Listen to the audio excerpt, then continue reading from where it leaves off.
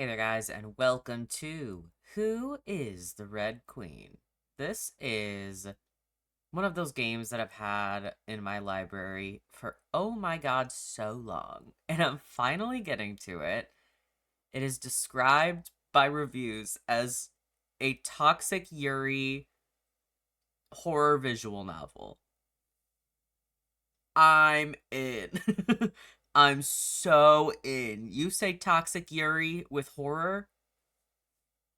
Oh my god. I mean, like, Jennifer's Body is like one of my favorite horror movies, if not my favorite horror movie ever. So, right up my alley.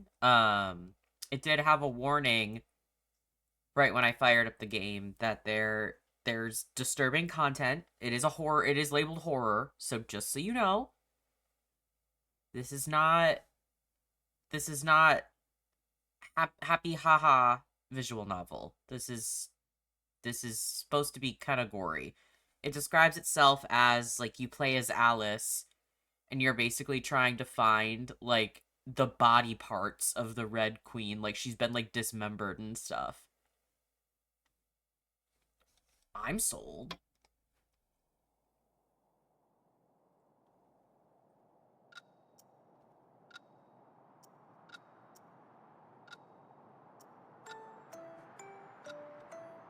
I descended through a starry sky. My long blonde hair and red cape flew wildly as I looked to the ground below me with my blue eyes. Falling, falling, falling, I was falling. Down this rabbit hole with no start nor end. I was falling. Where had I gone? Where could I go? As if I were forgetting something very important, I fell down, down, and down through a sparkling, shining darkness. Too bright to be dark, too dark to be bright. I must have been chasing after someone, after something. Like a girl whose curiosity was piqued by a rabbit with a watch, I was falling, falling, falling, down, down, down, again, again, again. This endless well seemed to lead everywhere, yet nowhere at once. Either the hole extended very deep, or I descended very slow. Was I truly even going downward? Perhaps this was all a dream, a fever dream, or in more words, a fantasy that would be as soon forgotten as it was had. I held just one certainty. I was Alice. Alice was me. Now then, just how long was I supposed to keep falling? The air brushed past my fingers, my cloak ruffling upward. A quiet humming breeze caressed my cheek. As if I could hear someone's voice, a pleasant voice, a woman's voice. I strained my ears for whispers in the wind. Alice, what a time for madness. Without a bit of fear or vertigo, should you not have focused on topics more pressing? Like the darkness, or the light, or how you couldn't awaken from this dream. But even now, you were just falling, falling, falling. What does it matter? With a thump, thump, I came upon soft grass, and the fall was over. Not a bit hurt, I forced myself to my feet. Up above my head, the firmament whence I fell had not a tear in its blue canvas. Down about my eyes, only familiar, unfamiliar surrounded me. I started on an exploratory stroll. My bad. Soon I stumbled upon a rabbit who looked like a girl, or a girl who looked like a rabbit. Perhaps the correct answer was that she was both a girl and a rabbit. She had white hair and floppy rabbit ears, pale skin and purple eyes. Her hair was tied into two low ponytails by white ribbons, a clock pin adorning her bangs. She wore gloves, an oversized blue coat with golden accents, and a red vest over a dress shirt tied with black ribbon. She also had khaki pants tucked into boots. She looked quite scared as she stood in the forest clearing. She was even holding her hands to her chest. Not lingering much longer on the species of the rabbit before me, I called out to her. "Excuse me." Calling out to her caused her to jump. Where was this place? Why was I here? How could I leave to return home? I thought of what to ask her, but she recognized me as soon as I spoke, so my questions were lost in my mouth, unasked. She looked to me with troubled eyes. Alice? White Rabbit? Have you seen Her Majesty? Do you know where she's gone? Where she could go? Her Majesty, the Red Queen. She must be taking a vacation of sorts. I only wish she could have left this little rabbit a note. I'm in a bit of a panic, you see. The land can't run without its queen. She then took on a distracted look. Please let me know if you catch sight of her. I nodded. Who this Red Queen was, I had not a clue, but a tingling déjà vu. Still, my acceptance of the request let the White Rabbit breathe out a sigh of relief. Just as I prepared to pose my own questions, she straightened her back in surprise. I just realized I didn't plug my headphones in. And if they die while I'm filming, I'd start crying, actually. I'd actually start crying. They're Bluetooth, but I have to, like, have them charging at the same time. It's a whole thing. Just as I prepared to pose my own questions, she straightened her back in surprise. I'm afraid I have to go. I'm going to be late. The White Rabbit dashed off. I wanted to ask some questions. Never mind that. Follow her, Alice. Although I chased after her with only a moment's pause, when I turned a corner, she was nowhere to be seen. There was only a forest path before me. I found myself in a garden meticulously kept. There was a large white gazebo in the center, with a table and chairs for tea. Tailing the rabbit, I barely dashed a few paces. I hadn't realized such a place was so close by. Rather, I hadn't realized I had run this far. A conjecture tickled my mind that this world I fell into was a magical place, one with paths that pointed one way but twisted to another. What an explanation, much more far-fetched than me just not knowing where I was running. I took a moment to catch my breath. Glancing around, I began my walk about the garden. Flowers and greenery all around, but not a person in sight. This place was beautiful. I wanted to meet the person who made it. Not quite a gardening person myself, I still appreciated a pretty place, and felt a swelling excitement to explore what sights could be seen. A reminder of reality then dampened my joyful curiosity. I wanted some answers, a way out and back home. As pleasant as dreams were, one had to be able to awaken from them before they turned into nightmares. Whether this was a dream or reality had still yet to be seen. Step, step, I walked around, hop, hop. I peered over the bushes. Soon enough, I discovered the heart of the garden, where one might sit for tea. I spotted a white-haired girl in the garden.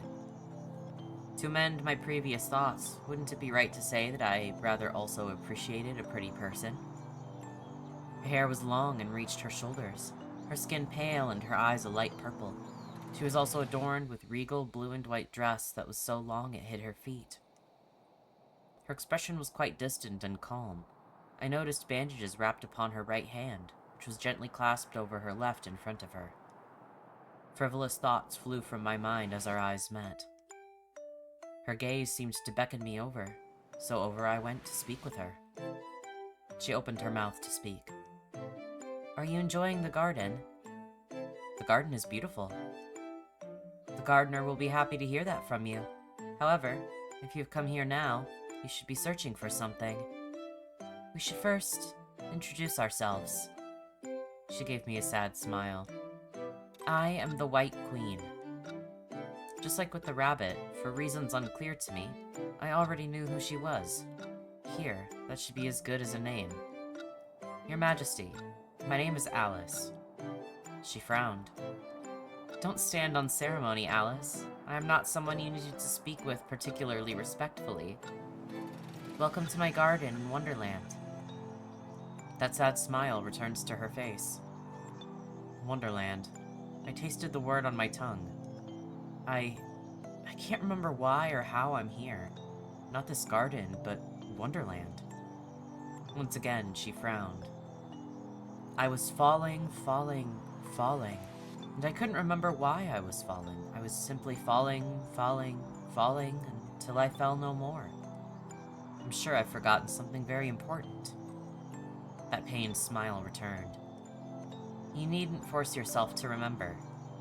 Some things are better left forgotten. Perhaps it was fated for you to come here.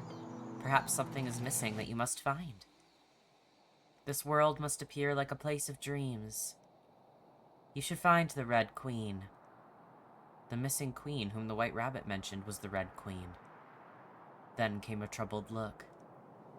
I waited for the White Queen to continue. She hesitated to speak of the Red Queen, as if the elusive royal would appear like a ghost behind her as she spoke. I tried to imagine what sort of person the Red Queen was. She will let you return to your own reality. When you meet her, you should be able to find all of the answers you are seeking for. As for where she is, that is for you to discover. Do you dislike her? At first, she pursed her lips as if troubled again. Then came that same somber smile. That's a difficult question, Alice. So she's like that. I'll let you judge the Red Queen. You might learn something new about yourself. Shall I head off to find her now? Her face lit up a bit. Why not stay for some tea? Of course I'd love to, but it's not quite afternoon tea time yet. She smiled, this time much happier. A later time, then. Certainly to have tea outside of tea time wouldn't do. That smile softened into a fond one as she lowered her lids. I won't keep you too much longer, Alice. I'm sure you'll be able to find that person soon enough. Until later. Later. I waved goodbye to the White Queen and departed from her garden. Glancing back, I saw her gaze linger upon me. That poor smile of hers had turned somber again. Ooh, new music!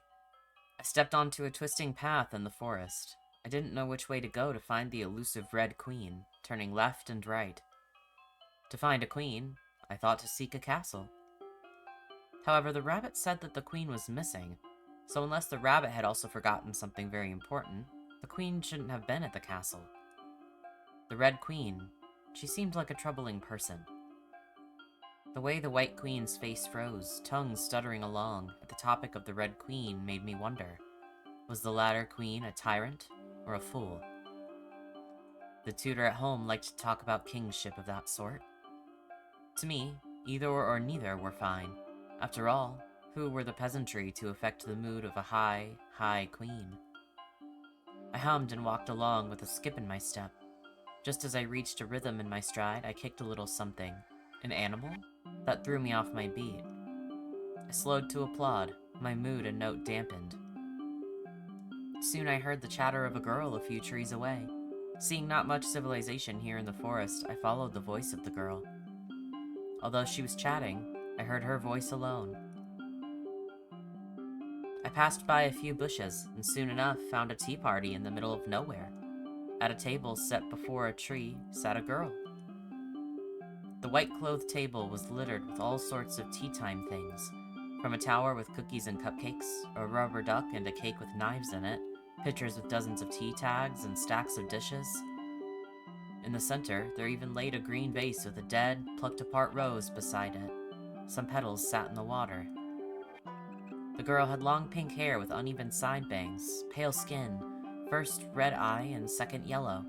A smile was on her features that contrasted with her eye bags. Her outfit was just as chaotic as the table. Under her black trench coat was a loose dress shirt tied with a large purple ribbon. She also wore checkerboard purple pants and white lace-up shoes. On her gloved hands sat two hand puppets, a white hare with a yellow straw hat and a red bow tie, and a gray dormouse with a little pink flower perched by her ear. The most glaring of all was her large black top hat, wrapped haphazardly in purple ribbons with a piece of paper taped to it. Hello there, Alice. What did you come here for? Her chatter ceased. Her mismatched eyes pierced through me in its place. I noticed a little fang in her mouth as she opened it. There's no room here at the table, so don't take a seat. No room, no room. The girl gave a wide grin, as she was wont to do frequently. In fact, it was rare the smile was wiped off her face. She moved the puppets on her hand, a sleepy mouse and a mad hare. Looking right to left, I could barely see the ends of the table set for tea. One person in such a large space, conversely. She almost seemed lonely. There's plenty of room, Hatter. Her smile shrunk a bit. To make my point, I took a seat in a large armchair across from the Hatter. The chair stunk of flowers as if to clear away the shadow of an unpleasant previous sitter. I sank back into it comfortably. Then I kept sinking, before I jolted back up with a shallow gasp. "Three's plenty a crowd. That's rude of you to say, Alice. Not very civil of you to sit down without being invited, either." She granted me a cheeky grin and a wink. "But whatever. Let's just treat you as our extra guest for tomorrow." "Not today." "Aren't they the same? Yesterday, today, tomorrow? Every day is never a day different. But since I'd rather not deal with it today, we just treat it as for tomorrow. Dormouse and March don't mind."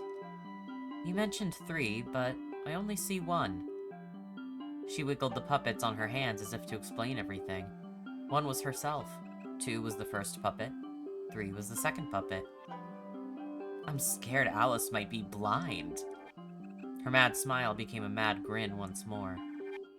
"That's a side effect of being Alice. Don't worry, it's just a side effect of being Alice." She sneered. The pitch of her voice warped. "Don't mind their comments. She is Dormouse, and he is March Hare." She paused as if waiting for me to greet the animal puppets. I waited. She waited. Her smile did not falter. In fact, it only widened in anticipation. The silence of the conversation bored me, so I relented to the Mad Hatter's wordless request. I was their guest for tomorrow, so polite guest I decided to be. "Well, hello there." Her smile became ordinary again. I was scared she was deaf as well. "Hello there, Alice." It seemed whenever she made the puppets talk, she often took on a more neutral expression and kept her mouth closed like a ventriloquist. Between the puppets, I much preferred the Dormouse. If a puppet could fall asleep, she looked as if she was about to do so. I felt some pity, as that meant the March Hare would speak more. "Whatever were we talking about before? A riddle? Maybe it was this one. Why is a raven like a writing desk?" Do you have an answer to that riddle? You're no fun, Alice. Relax and have some wine. There is no wine.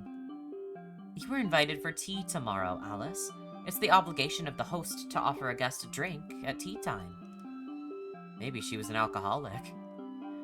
Hatter, I can't in good faith call this time of day tea time, nor can I call alcohol tea.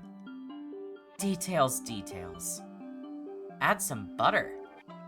It'll be tea time eventually, so it's tea time now. We're having tea, so it might as well be tea time, don't you think? What did you come here for anyways?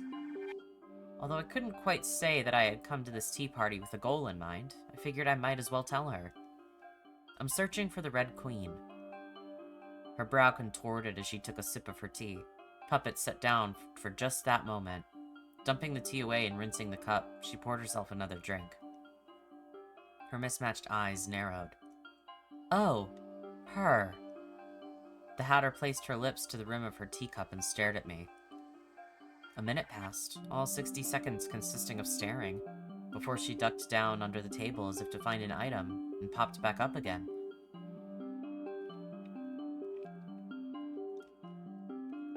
Her expression was back to its usual state. Stay and chat for a moment. I'll help you with a little something regarding Her Majesty. The Hatter poured me a cup of tea and slid over a plate of sandwiches. The Hatter's smile became wide. The plate hurtled toward me, forcing me to hurriedly grab it lest sandwiches spilled all over my lap. Luckily, the cup of tea arrived much more calmly. I took a taste, finding Earl Grey. Is it tomorrow already? At the very least, it wasn't time for afternoon tea. If I'd known I would have tea now, I would have stayed a little longer to have some with the White Queen as well.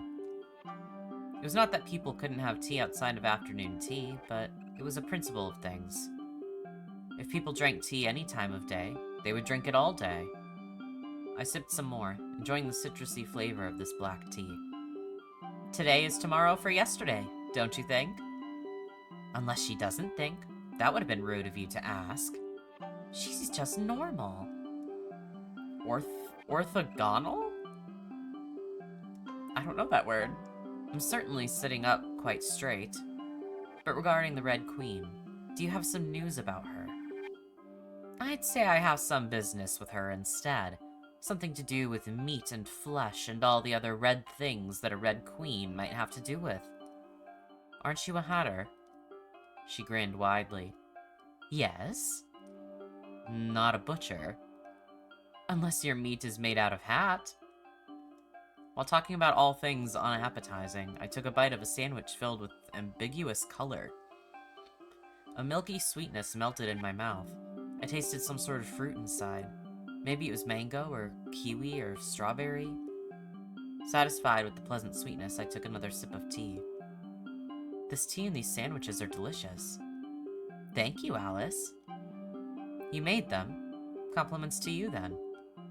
The Hatter grinned with a wink. Wow, such flattery. Since you've put me in a good mood, I guess we can go ahead with Her Majesty's matter. She smiled as if laughing. In fact, she's been sitting here with us the whole time. I sat up even straighter in confusion. Glancing around, I saw no queens in sight. Not a human nor animal besides the two of us here. We can see something fucked up. The Hatter rolled a chair over and pulled a cloth off from over the chair's holdings. Ta-da! Is it gonna be the Queen's head? Nausea ran up my spine. On the chair sat a chunk of meat, dressed up in tattered human clothes. Still dripping red, the flesh seemed to ripple, undulating. Was it rotting, or was it still alive? My head spun as I squinted at the thing. This meat... No, this thing resembled a human torso, with half a neck and chopped off limbs, dolled up with what could have been fancy clothes. This was surely human flesh. I sensed an odd familiarity to the torso, but also felt as if I was looking at it from an incorrect angle. This was the torso of a regal woman. This was raw human flesh. This is the Red Queen? The Hatter's eyes narrowed again, brows furrowed, but still smiling. An inappropriate question flitted across my mind. Could we consider it as sitting if it did not have legs? I supposed yes. I thought you said you weren't a butcher, Hatter. We definitely couldn't consider this a hat. Having just eaten, the strawberry taste in my mouth turned to a meaty texture like raw pork. I could almost taste sweet, rotten fat. I swallowed. Her expression returned to normal. I wondered if the Hatter wanted to make me sick. The Hatter gave me a wide smile. Yes, I'm a Hatter. I closed my eyes and rubbed the bridge of my nose. Too distracted by the surprise, the feeling of my fingers almost felt like wet ground meat, even though I was sure that my digits were still attached to my palm. The image lingered uncomfortably behind my eyelids, not with disgust, but with another inexplicable emotion. A negative one, for sure. I looked at the torso again, and it seemed so still. I saw exposed bone and a shattered trachea. The cut must not have been wholly clean, made with a blade sharpened not quite enough, yet also dulled not quite enough. Yes, this was the Red Queen. I knew not why I knew, but a voice in the back of my head told me that this was the Red Queen, a part of the Red Queen. I'm afraid Her Majesty can't speak right now. The Hatter stirred her tea and popped a bite-sized sandwich into her mouth, munching happily. She sneered. Don't look at me like that, Alice. Hatter didn't dismember Her Majesty. Yes, Hatter is innocent. Since only the Hatter spoke up in defense of herself, I wasn't particularly inclined to believe her. But whether or not she did kill the Red Queen, the end result sat before me. What should I do now? I murmured my uncertainty at this dead end aloud. She smiled as if nothing was wrong. What do you mean? All you have to do is find all of the other pieces. If you have anything you need Her Majesty for, all you need to do is put her back together. Have you forgotten, Alice? That sounded mad. So mad I wanted to laugh. This is Wonderland, after all. All I needed to do was find the pieces. That was right, Alice. That was all you needed to do. It would either be terribly simple or terribly hard. I hoped that no one had fed the Red Queen to the pigs, or minced her up for a patty. Regardless, all I really needed was a head and the torso if I wanted to talk to her, to ask her about the secrets to returning home. May I take the body with me? The Hatter narrowed her eyes. Alice, you are a civilized girl. Did you really want to lug around a piece of meat like you were some meat seller, selling to the cannibals? The Hatter winked cheekily. No, that wouldn't be fair, don't you think? Once you find most of her parts, let's just say the limbs, I'll give you a special present and help you out again. She patted a box off to the side of the table. The box was just big enough for a cat or a cake, or maybe something like a hat. Of course, don't peek, or try to find out what the present is. It wouldn't be a surprise like that, and I'll be very, very upset if you cheat. With that smile on her face, I couldn't see her upset. Only muddled sincerity came through her voice. The Hatter's mismatched eyes wandered, looking distracted as she did so. Now then, I've got to grab something off the stove before it burns. The Hatter got up from her seat and walked away. Here I was alone with the Red Queen's flesh. It was missing all 4 limbs and a head, so to make her whole, I would need to find 5 parts. I hoped that my search would be easy. Seeing as the Hatter was nowhere in sight, I contemplated a decision regarding that curious box on the table. Ooh, okay. I was kind of waiting for an opportunity to see what these buttons do. Also, do the petals in the water not look like goldfish? Like the cracker, like the snack? They look like goldfish. It's making me hungry, man. Okay, save options. Roll back. I'm gonna save at the choices.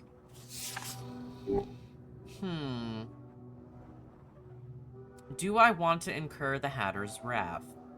Not particularly. So I feel like I should listen. I shook my head. Instead of antagonizing the Hatter needlessly, I decided to take another sip of tea. I would see what was inside the box eventually. The Hatter returned soon enough. Her puppets were absent. Rather, in her hand was a hammer, glowing bright with heat. She chucked it to the side with a thump and let the metal sizzle on the ground. What was the hammer for? She grinned. Does a hammer need a reason to be? Anyways, go. Go ahead and try to find some of the Red Queen's body. An arm, a head, or maybe 2. Just bring them back here for me to attach to this. She pointed to the torso. It'll still be tea time when you come back. Let's just count you as an extra guest for the next tomorrow as well. To be exact with time, now was not tea time. I suppose there's not much else to do here. The Hatter's expression dampened a bit as I responded. I looked at my empty cup of Earl Grey and lifted myself up from the armchair. For what it was worth, I quite enjoyed this odd hour tea. Shaking my legs just to make sure they hadn't fallen asleep, I started to leave. Until later. Auf Wiedersehen! She leaned back into her chair and made a lazy wave my way. Somehow, she looked lonely. I did see in a lot of reviews, by the way, that the Mad Hatter is like a fan favorite. A lot of people were like, Hatter, my beloved. We have to meet the other characters. I think there's at least, like, 1 or 2. There's the Cheshire Cat. Obviously, you can't have a Wonderland story without the Cheshire Cat. And I think maybe there's one other character to meet. Like, the cast isn't huge, but I think there's at least another one. I will say, so far, though, I feel like it's an odd choice to, like, every time we run into a character, even, like, our main character, Alice, and then all the other characters so far, that we, like, fully describe what they look like. That's, like a book thing. I guess I'm just not, like, I'm not used to that in, like, a visual novel, because visual's part of it. Like, we have pictures of the characters. We can clearly see what they look like, so I do find it a little redundant, to describe all of the details of what they look like. Like, they have hair that looks like this, and eyes that look like this, and I'm like, well, yeah, because I see them on my screen. You know what I mean? Like, I feel like those descriptions could have been removed, just for the sake of less word. But that's a nitpick. I digress. I really like the concept so far, though. It's exactly what it said. I also don't know if I said, but this game is free, by the way. So if you are interested in this and you want to play it yourself, it's totally free.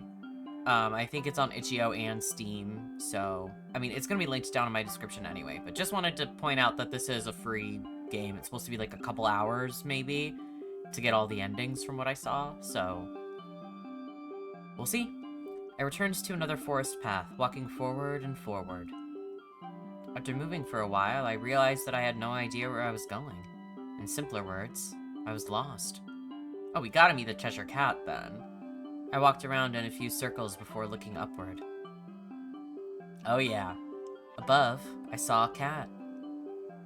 A cat who resembled a girl, or a girl who resembled a cat, leisurely stood on the tall branch of a tree.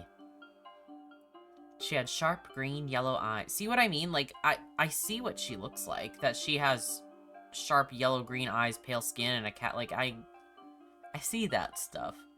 Her brown hair was tied into a ponytail with an orange ribbon. Her 2 cat ears on top of her head looking quite fluffy. She wore an orange cape with 3 black stripes and a fluffy white collar, with tattered short black dress underneath. Adorned around her neck was a collar with a bell. On her one visible arm had a shackle around the wrist for her clawed hands. There appeared to be something like stitches at the point where arm and shoulder connected. Unlike the white rabbit, this cat, the Cheshire Cat, I couldn't help but wonder if she was actually neither a cat nor a girl, and was just pretending to be either. I met her cat eyes, nodding in silent greeting. Her grin stretched across her face as she stared right back. Sharp teeth filled her mouth and claws adorned her hands. This was probably a cat. Cheshire? The flame that was her tail flickered, and she hopped down to meet me closer. I don't suppose you'd tell me which way I should go? Her eyes narrowed in amusement. I posed a silly question that I expected no answer for. After all, I was asking a cat for directions. Depends on where you want to go. To my surprise, I received a response. To find the Red Queen. Ah, the crazy one. Are you sure you'd prefer not to go with the nice one? The one I'm searching for is the Red Queen. Alright, the Mad Queen. Then again, we're all mad around here. That is except for Her Majesty the White Queen. She's too sad to be mad. If you are looking for the Red Queen, up, up, down, down, left, right might help. The cat jeered. Self-awareness, Alice, self-awareness. The Cheshire Cat vanished into thin air. Soon enough, she reappeared. Just go to the White Queen instead. Maybe you'll find something on the way. She started to fade away again before popping back. I forgot to ask. How's the Hatter doing? She seems to be fine. It's still tea time over there. It's always tea time with that one. A third time, she disappeared. leaving a grin lingering in the air before that too vanished. This was a grin without a cat instead of a cat without a grin. The third time was the charm. The cat did not return. I can't say I've seen a cat quite like that before. Then again, Cheshire wasn't really a cat. Walking a few tree lengths more, I mulled over the odd advice she gave. Saving. Let's follow the directions. I kind of want to see where that takes me. I tried to remember just what the Cheshire Cat had said, speaking the pattern of directions aloud to a beat. Up, up, down, down, left, right. I felt as if I had missed a few items, but that was all the cat had given. I backtracked to the position where I met the cat and followed the recommended directions. Soon enough, I found myself at a crossroad. I saw no limbs nor heads in sight. Left was labeled right. Right was labeled left. With wrongly written signboards, I chose at random on where to go next. Every few meters, I found a new signboard with its own quaintly marked arrow. Whether or not they led to the right place was another issue. I slowed my pace to read the signs and followed them along. Today is a rainy day. I didn't know which genius thought to put a forecast onto a wooden sign on the side of the road, but I followed the direction to go right regardless. The sky had not a drop of rain in sight. Warning, cliff ahead. As it happened, neither was there a cliff ahead. Watch out for dragons. I looked for the dragons, but the dragons did not arrive. Shameful. At some point, the text on the signs turned into insults.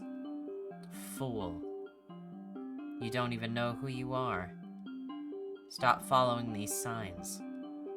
How many of these will you read? I walked and walked and walked.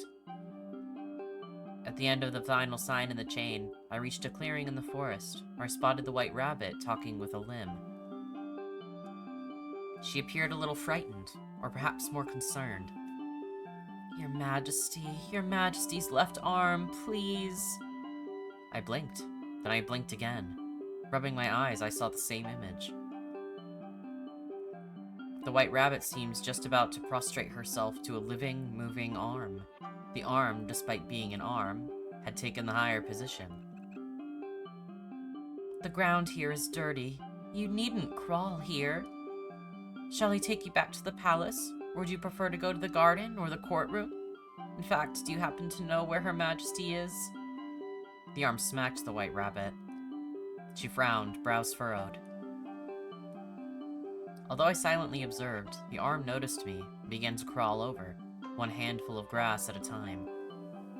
It moved like a snake, like a worm, like a piece of flesh and bone that shouldn't have been able to move.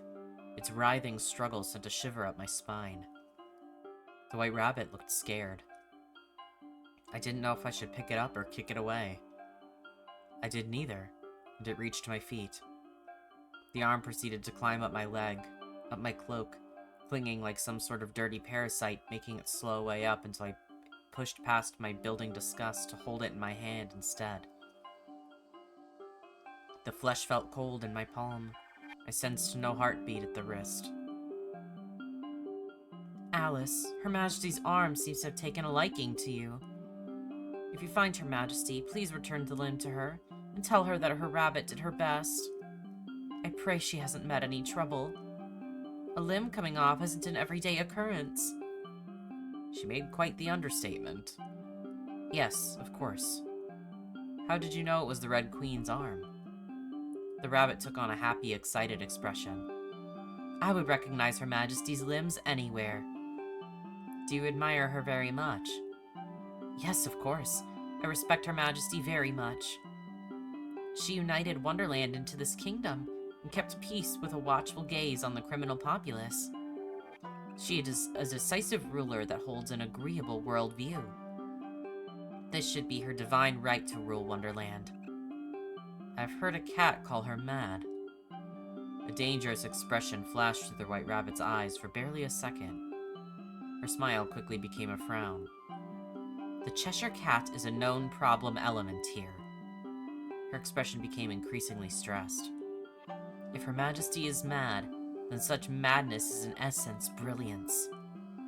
Although I may not always be fated to be a favored courtier, to be an aid to her is my greatest honor. I cannot be White Rabbit without Her Majesty. Her smile returned. Yes, that should be how I view Her Majesty. I gave the rabbit's impromptu speech a short round of applause, balancing the detached arm in the crook of my elbow. The rabbit became flustered. She must also like you very much. All rulers had their dissidents and supporters. A certain man once said that a ruler was better feared than loved if she could not be both. Despite all that the White Rabbit said, I knew little more about the Red Queen. The Red Queen is the ruler of all this land. What's your job, White Rabbit? Yes, she is the highest ruler of Wonderland. I deal with a little bit of everything. Administrative matters, legal matters, and the personal matters of important people. Since we've met a few times, I could say that I'm important, couldn't I? That's right, Alice? To my tepid jest, I received a response that made me pause. The White Rabbit took out a watch and jumped in surprise upon looking at the time, quickly returning the watch to her pocket. Is it this time already? I'm afraid I must be off again, if that will be all. Thank you, Alice. Hurriedly bowing a few times, she dashed off back to work. Having obtained one limb, I searched around for another. Before I knew it, the day passed. I looked toward the sky where the sun had begun to set. Letting out a yawn, I realized I needed a place to sleep for the night. I thought back to the parties who had helped me onto my adventure to gather the Red Queen's dismembered parts. Surely I could find one of them. Well, Hatter's the only option here, so... I headed back to the Hatter's place. The moonlight filtered through the trees and lit the table. The tea and cakes were all put away. As before, I found her at a table full of tea stuffs. She nursed a cup of tea and waved at me upon spotting me. Just in time for tea, Alice? From the sky, tea time should have already passed. Perhaps this was more like supper time, so I only flashed her a smile without saying anything. I've returned with a limb. Congratulations. She grinned. I handed her the Red Queen's limb, which began to move upon entering the Hatter's hand. Holding it away from herself, the Hatter seemed to think of what to do with it next. She kicked a dog cage out from under a chair. Clicking the metal hatch open, she tossed the limb into it and quickly flicked the cage shut again. The Hatter sneered. Sit down. I'd be a poor host if I didn't let you sit. I plopped down into the armchair. This was my chair now. I glanced around and found I didn't see the two puppets that the Hatter wore on her hands earlier in the day. Where are your friends? I gestured with my hands. They've gone home for a bit. March lives all the way over there in a house with ears. As for whose ears they are, I haven't a clue. Are you hungry for rodent, Alice? No. If you say so, Alice.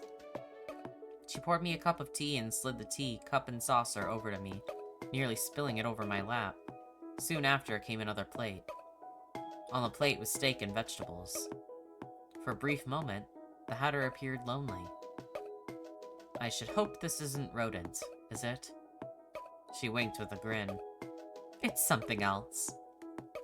The Hatter didn't continue, but glanced over at the Red Queen's flesh. My eyes followed the path of her gaze. Not spotting any steak-sized slabs of meat sliced off from the torso of the Queen I sought, I let out a sigh. Her eyes were narrowed.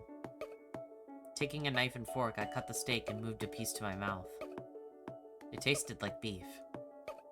Compliments to the chef. She smiled. Why, thank you. We ate together. For a Hatter, her table manners with the forks and knives were impeccable, but each time I thought to compliment them, she went and said something odd again. The Hatter was a mystery to unravel. I take water. I don't have a place to stay for the night, so I wanted to ask if you would put up with me for the night. I put up with you all the time. What difference does night make? Where I come from, people sleep at night. Sleep? You can sleep underneath the table, or spread a blanket on the ground, or just sleep on that armchair you're sitting in now. Isn't sleep just when you pretend to be dead, like everyone else? Is this why you don't sleep? The Hatter had terrible bags under her eyes. As I doubted she slept too much, she could only have been sleeping too little. She frowned, upset. Look at the time. Is it really time to sleep? Napping at tea time will destroy your inner clock, don't you know? Morning, afternoon, evening. Since it's all tea time, it's better not to sleep. I thought you didn't care about time. The Hatter sneered. Time doesn't care about me. Are you perhaps afraid of sleeping? She gave me a somber smile. What do you think, Alice? She poured herself a drink from the bottle into her teacup. I turned to look at the bottle, which was in no way for tea. I couldn't read the jumbled words scrawled across its label, so I couldn't help but ask. Is that actually alcohol? Tea. Isn't it alcohol? Tea. She drank her tea, and I did mine. The conversation turned to silence. I shouldn't have pushed and upset my dear host. I wanted to pet her head and apologize, for she could drink or sleep as much as she wanted. As I reached out, the Hatter recoiled. There was a frown on her face. She pushed her chair back from the table, taking the chance to move away. Then she dipped underneath the tablecloth, rummaging through her stuff with a rustling noise. When she popped back out, she held a blanket, which she tossed my way. Her expression turned even more distraught, her frown wobbly. Didn't you want to pretend to be dead right now? Go, go, play dead. Catching it in my arms, I smelled a sweet scent from the soft blanket. The sky was dark. I started to feel sleepy, hugging the blanket a little tighter. I had experienced a long day after all, so perhaps it was time to go to bed. Good night, Hatter. I wondered if she was mad, if she would respond, but she did. Good night, Alice. I leaned back comfortably in the armchair and began to sink. Sinking, sinking, sinking. Contrary to my earliest expectations, I didn't keep sinking forever. The moment I looked up at the sky, I found I couldn't fall asleep anymore. I didn't recognize the stars, the constellations that adorned the dark heavens. Tracing their infinite sparkles, I wondered who they stood for. I wanted to understand what was hidden past those mismatched eyes of the Hatter. While counting the stars, I eventually fell asleep. I dreamed of falling. The next day and the day after, I continued my search for the Red Queen's parts. Once again, I was walking down the forest path. Remembering that the Cheshire Cat mentioned the White Queen, I decided to give the Queen a second visit. I thought that I could easily replicate the route to her garden, having only recently been there. However, the more I walked, the more apparent it became that I was lost. I passed the tree to the right a handful of times already. I was going in circles, getting nowhere closer to that beautiful garden and its equally pretty owner. I let out a sigh and chose a bush at random to walk through instead of following a path. My cloak saved me from being scratched by the leaves and Oh, I accidentally clicked. Oh my god. Go back! Go back! I came out of the other side to a particularly tall tree and a large bird cage. Okay. Caught up. My bad. My bad. I spotted the White Queen inside the birdcage. Behind her was a limb. A leg. She sat with a distressed expression as she looked up at my looming figure.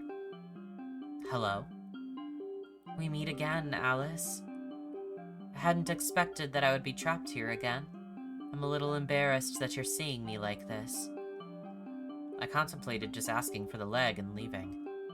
No, that would be a terribly foul thing to do, especially to a pretty person like her. Although, in a way, it almost seemed like a good idea to leave a pretty bird locked up in a cage all for oneself. After all, how would you catch her if you let her go free? Is that the Red Queen's right leg? So it would appear. To find the Red Queen, you may have to find her parts as well. Even so, she should be able to help you find your way back home. I'm sorry, Alice. Don't apologize. The key to my prison is atop the towering tree. Would you help me open this cage, Alice? Yes, of course. Agreeing to the request, I walked over to the tall, tall tree that the White Queen gestured toward. How tall it was, I couldn't say. If I angled my head and squinted, I could see the glimmering of a silver key at a high branch above. I circled the tree. The front and the back, the sides, left and right, they all looked equally hard to climb. As I pondered on how to scale the tree, a little bird approached. It was fat and pink, with beady eyes and a tiny black beak. With all of the talking animals and not quite animals in Wonderland, I had an inkling that this little one might speak as well. Perhaps it spoke French like a French bird. Bonjour? Bonjour!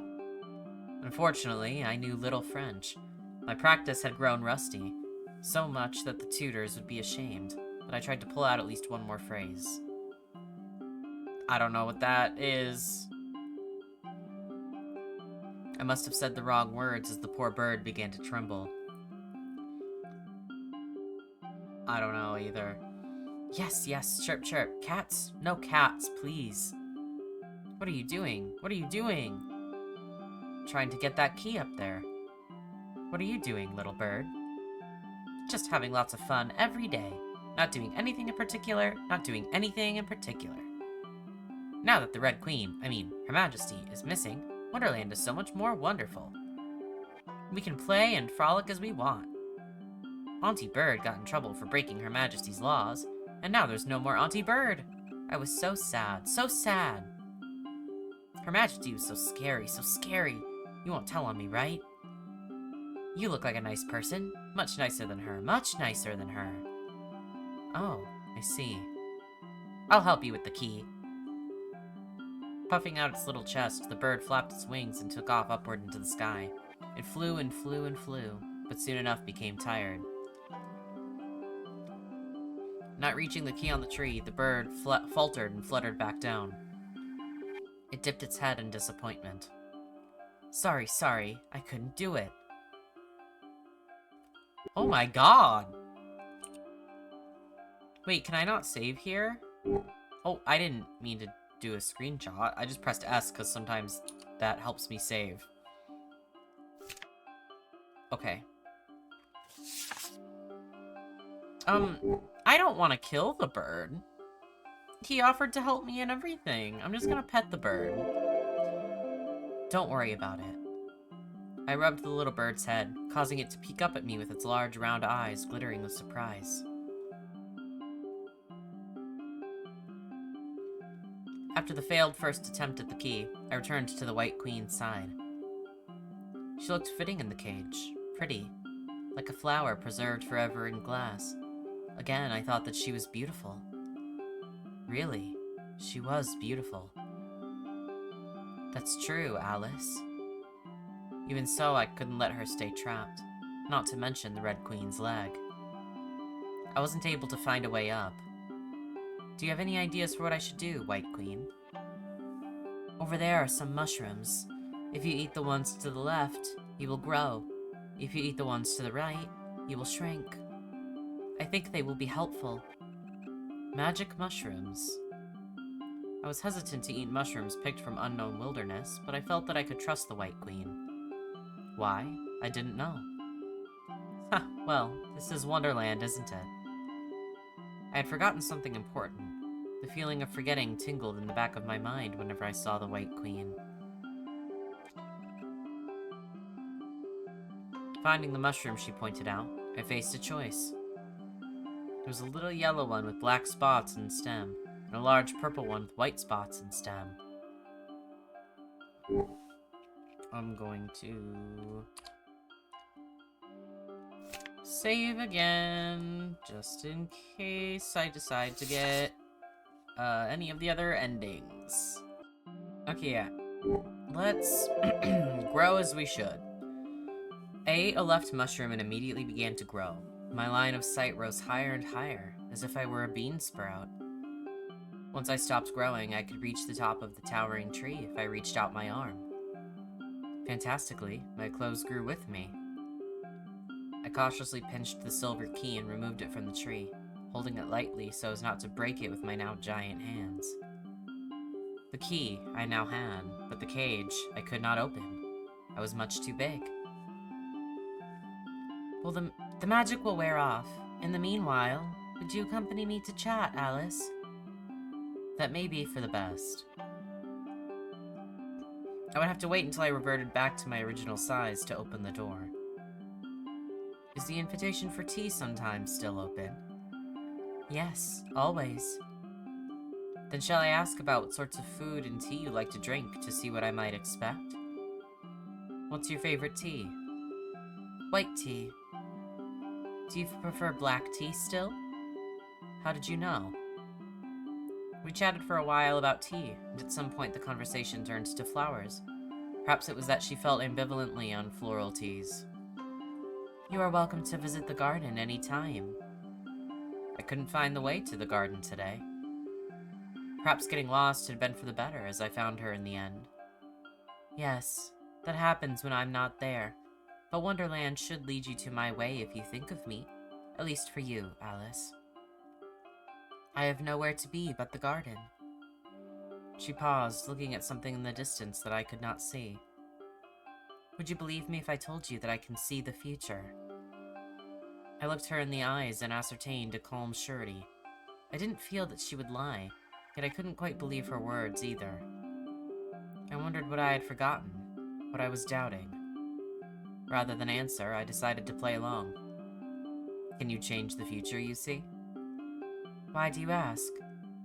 Otherwise, isn't it lonesome? I don't believe that the future is predestined, but that the solitude of such a power would also be the fate of a queen in this world. Her words sounded contradictory. Even for the Red Queen? Especially for the Red Queen. The White Queen spoke of fate, as if still trapped by something more than just this birdcage. I couldn't understand. We talked a little longer. I felt a tingling up my arms and began to revert to my usual size. The world warped and finally popped back into its proper place. I twirled around to check that all was well. Identifying no issues, I picked up the key that I dropped to the ground at some point and inserted it into the lock of the White Queen's birdcage. With a smooth click, the cage unlocked. I opened the door. The White Queen stumbled out of the birdcage, her legs still wobbly from sitting in the cage for so long. She let me hold her steady till she rebalanced herself. Thank you. You're welcome. I ought to return to the garden now, but my invitation is always open, Alice. I'll see you later if you're willing. She handed me the Red Queen's leg.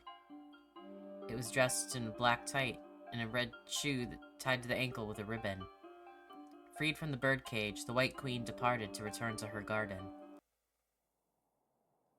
After wandering around some more, I returned to the Hatter's place with the second limb in hand.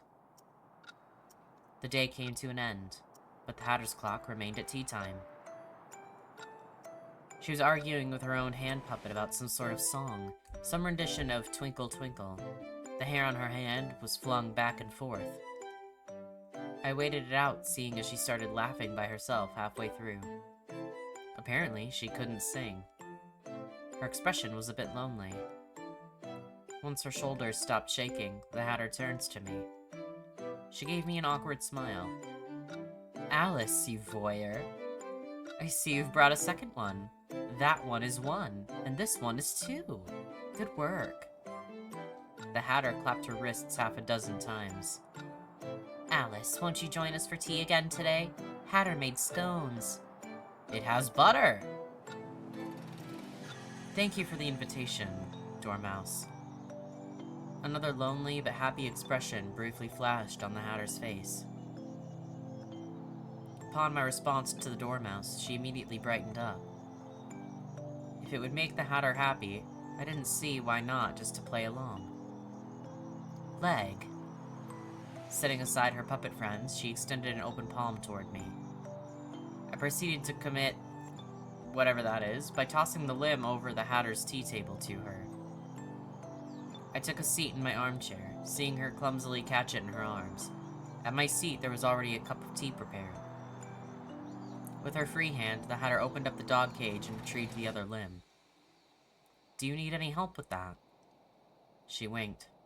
I have everything under control. Without another pause, the Hatter stuck the limbs onto the Red Queen's torso.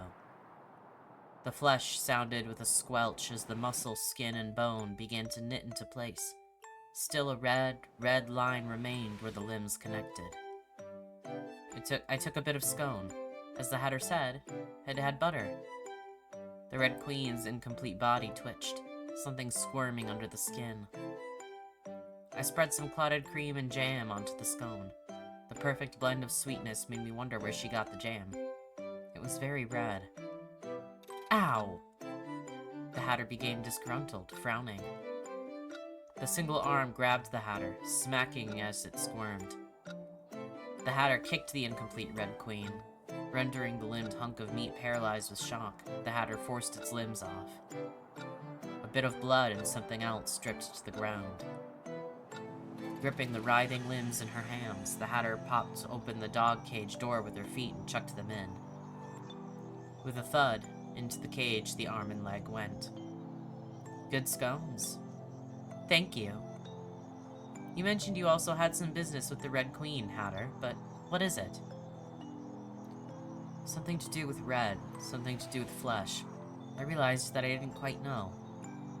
She gave me a wide smile. A personal matter, Alice. I'd prefer if you don't pry. I was the one gathering the pieces, so of course I wanted to know. Then again, the Hatter could just as well put the corpse together herself. A better question was how she obtained that first chunk of meat, but I doubted she would answer. I was curious. After all, not every Hatter keeps the Red Queen's dismembered body at their table, much less treats it like you do. The White Rabbit is searching for the Red Queen right now, you see. And the Red Queen is right here. At least part of her was. No one likes the White Rabbit. Why didn't you tell her, Alice?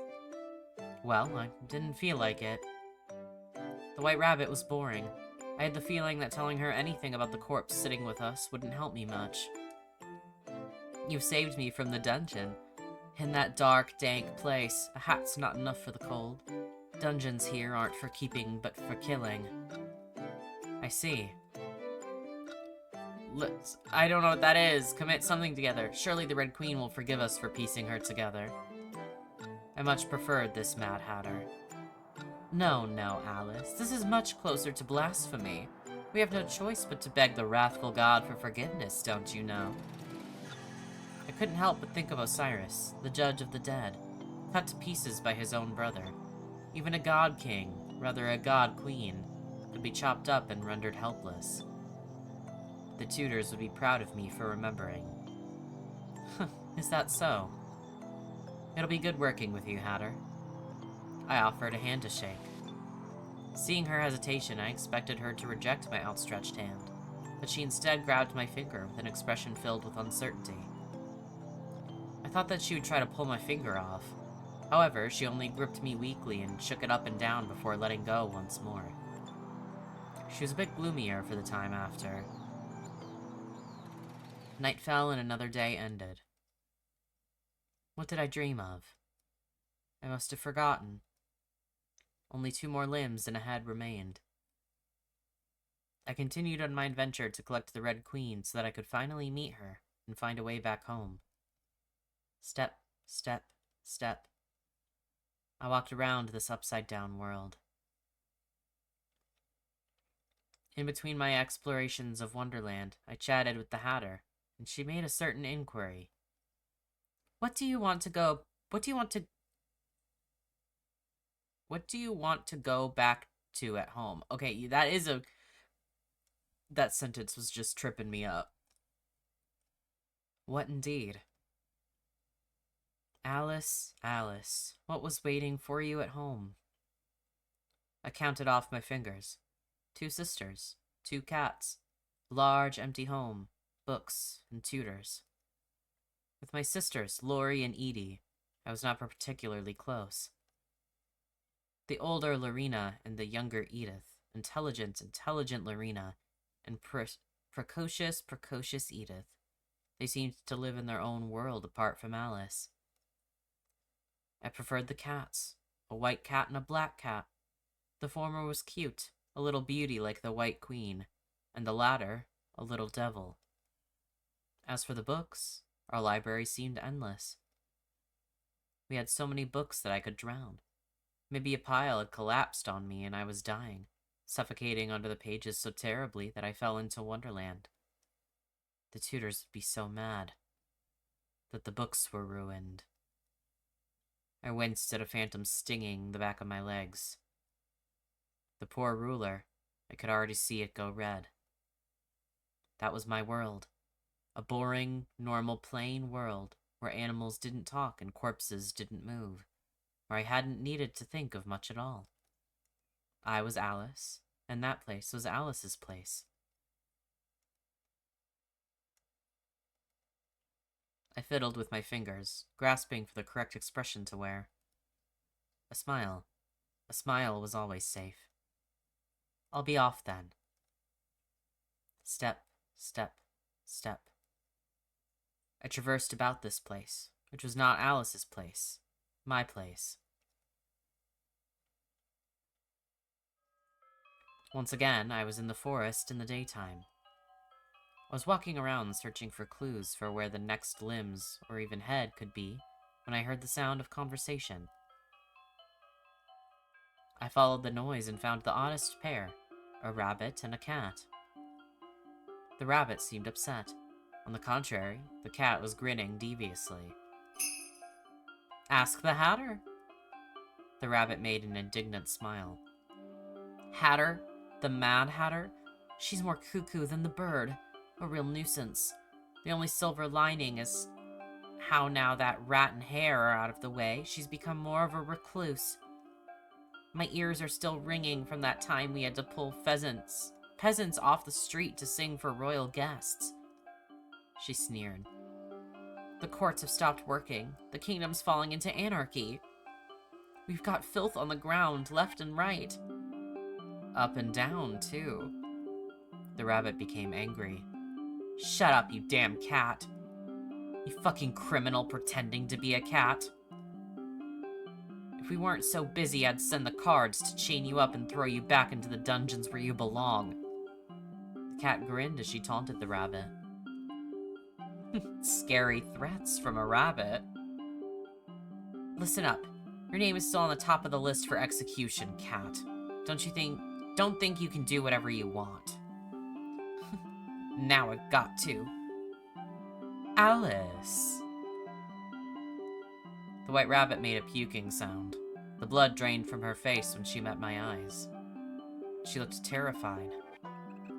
The Cheshire jeered. Hello. Did I interrupt a conversation? No, not at all. Hello, Alice. I hope we weren't too loud. The cat and I were just making some small talk. How have you been? Well enough. And you? Well enough as well. Well, what about me? Well, are you well? It depends. I'm a cat. The cat's punchline met silence. Oh, I'm cat. Are you two friends? The rabbit frowned. What a question to ask when you literally just overheard them talking. Just stirring the pot, and for what? And for why? Alice is such a, like, a bizarre character so far, but, like, in a good way. I'm like, the way she talks about the White Queen, she's like, she's so beautiful, keep her in a cage so she can't fly away, like, all this stuff, and I'm like, okay, girl, chill. And it's so funny that she seems, at first, so, like, nauseous and disgusted by, like, the limbs and the flesh and stuff. But she still, like, eats in front of it and, like, is, like, fine around it somehow. I'm like, okay, make up your mind. No. The cat grinned. Yes. Our circles rarely overlap. We only happened to meet and talk today by coincidence. The cat made a mock frown. I'm hurt, Bunny. I thought we were friends. Cheshire Cat, please refrain from giving me unsolicited nicknames. The cat smiled. Bunny? You two seem to get along. No, not really. They didn't seem to get along at all. I just liked how the White Rabbit thought that she could lie straight to my face about what they were talking about before. Lie, lie, lie. That was what the Queen's courtiers ought to do. Hilarious. After a short three-way chat, the White Rabbit pulled me to the side for a private conversation. Ah, I have an invitation for you, Alice. The White Rabbit reached into her coat, retrieving an envelope from an inner pocket. She held it out to me. The Duchess has invited you to her endless party. If you're interested in attending, it is and will always be held at her manor. I took the outstretched invitation. When is it? She gave a smile. On and on and on indefinitely. Ever since Her Majesty has gone missing, the Duchess has been holed up in her manor, holding a grand ball day and night. If I didn't know better, I would think that she was celebrating. The rabbit frowned as she looked into the distance. But she wouldn't be so foolish. I see. Thank you for the invitation. Tracing an oddly familiar wax seal upon the envelope, I fiddled with the invitation in my hand. I wondered where I had seen it before. The rabbit smiled. I live to serve, Alice. What a relief. A burden is lifted off my shoulders now that this invitation is delivered. If it pleases you to attend, I hope you have an enjoyable time. The Duchess certainly knows how to throw parties. And the nobility of Wonderland how to party. I tucked the invitation away. The rabbit smiled, a distant look in her eyes. Is there anything else? Her attention returns to me. No, that is all. I won't bother you any further. Please excuse me, Alice, and have a nice day. Bowing her head a few times, she made her way away, and soon was out of sight. And off she goes. The cat's eyes narrowed with a grin. We were talking about something too. That White Rabbit, she only cares about the Mad Queen. Her grin became mischievous. I've got a little secret about the Red Queen. Just a bit of gossip. Do you want to hear? Certainly. I was in a bit of a stump trying to figure out find the rest of the Red Queen. The first two pieces came along quite easily, as if delivered on a silver platter, but now I had to find some more clues. I waited for the cat to speak again, glancing at her flicking tail. She gestured for me to come closer. When I moved in, she flicked me sharply on the forehead, causing me to recoil in surprise and stumble back. I never said I would say. Try finding me later, Alice. Before I could respond to her provocation, she disappeared into thin air, leaving a grin floating before me for a short moment more. That is, if you can. With a flicker, the grin too vanished. What did the rabbit call her again, Alice? I ran my fingers through my bangs and sighed. Looking around, I was alone on my search again. I will say, I'm a little curious about the party. I am. I kind of want to see what that's all about. So, I took the invitation that the White Rabbit had delivered to me.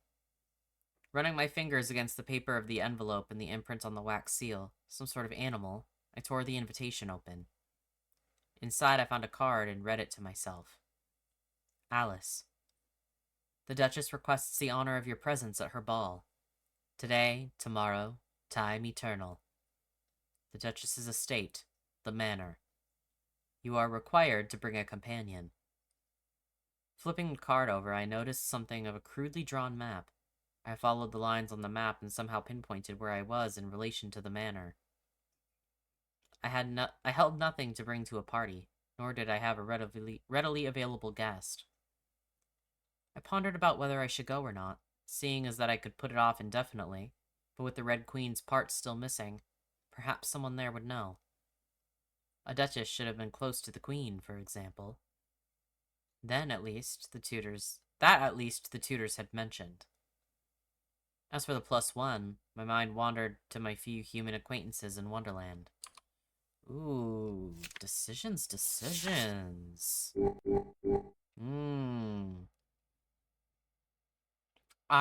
I'm very intrigued with both of these characters, to be honest. Huh.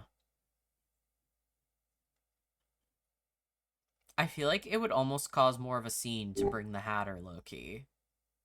So fuck it. I returned to the Hatter, who was having her usual tea time, and invited her. Hatter, won't you accompany me to a ball? She sneered. I rather won't. She glared at me with that displeased smile. Alice, did you have to request it that way? I'll trade you a favor for a favor. If you'll come to the ball with me, I can do something for you. Take some pity. Alice has no friends. No friends, no pets, no siblings, no one. None. Do favors have flavor like butter? I would say I have at least one of the above. What sort of favor would you offer me, Alice? A limb? A tongue? A heart? Alice, you don't have anything that I want that I can't get myself. She momentarily grinned ordinarily. A cuppa for your sandwich, Alice. Here's the salt. I passed her the pepper as she slid the salt and a cup of tea over to me. Fiddling with the salt container, I tasted a spoonful of humiliation atop my tongue. I have no friends. She says she has no friends. She really has no friends. The Hatter pouted. You have no friends? What am I? March's favorite old butter sticks? Her glare bored into me. Well, if you would. If you would. She says it. I would really rather not. A Hatter doesn't matter around the nobles who just like the flatter. I'm no good with nobles. After all, I'm just a Hatter. For a second, her voice dipped. Her expression became somber. Hatter is better off here, all alone. I barely heard the Hatter's low words. She sneered again. And it's also still tea time. How can we go off to a ball when we've yet to finish afternoon tea? She stirred her tea, watching as I slumped into my seat and played with the salt. Then, the Hatter gave me a lonely look. But I rather appreciate you. My heart skipped a beat. Why? Alice, just why did you find that slight smile somewhat charming? Clink. The sound of my teaspoon hitting against the rim of my cup broke me out of my thoughts. I looked down. Putting the cup up to my mouth, I took a sip and found that I had put salt into my tea. Terrible. She smiled. I'll accompany you, Alice. When is this ball?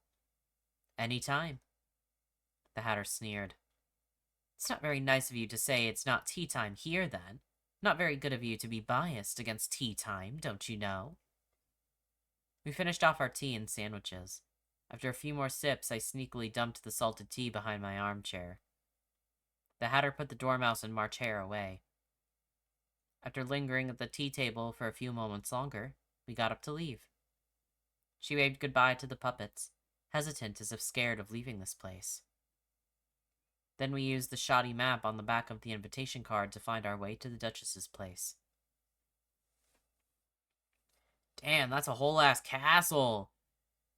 After a walk, we arrived at the manor. It resembled a large white castle, towering against the dark sky with pointed roofing. Or day sky, not dark. The Hatter shook her legs as if just that bit of walking had tired her out. Then again, the bags under her eyes conveyed that she hadn't slept well for a while. A guard stopped us at the entrance. Halt! Please show your invitation card.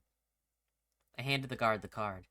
He looked it over, glancing at me and the Hatter, before returning it to me. The guard gestured and led us inward a few steps through the entranceway. To enter, guests must provide an arm. The arm will be returned to you whenever you wish to leave the party. An arm. A limb. The guard nodded. Please provide an arm. Uncharacteristically, the Hatter said nothing the entire time to the guard. She warily looked at his sheathed sword and shuffled behind me. You may not enter without providing an arm.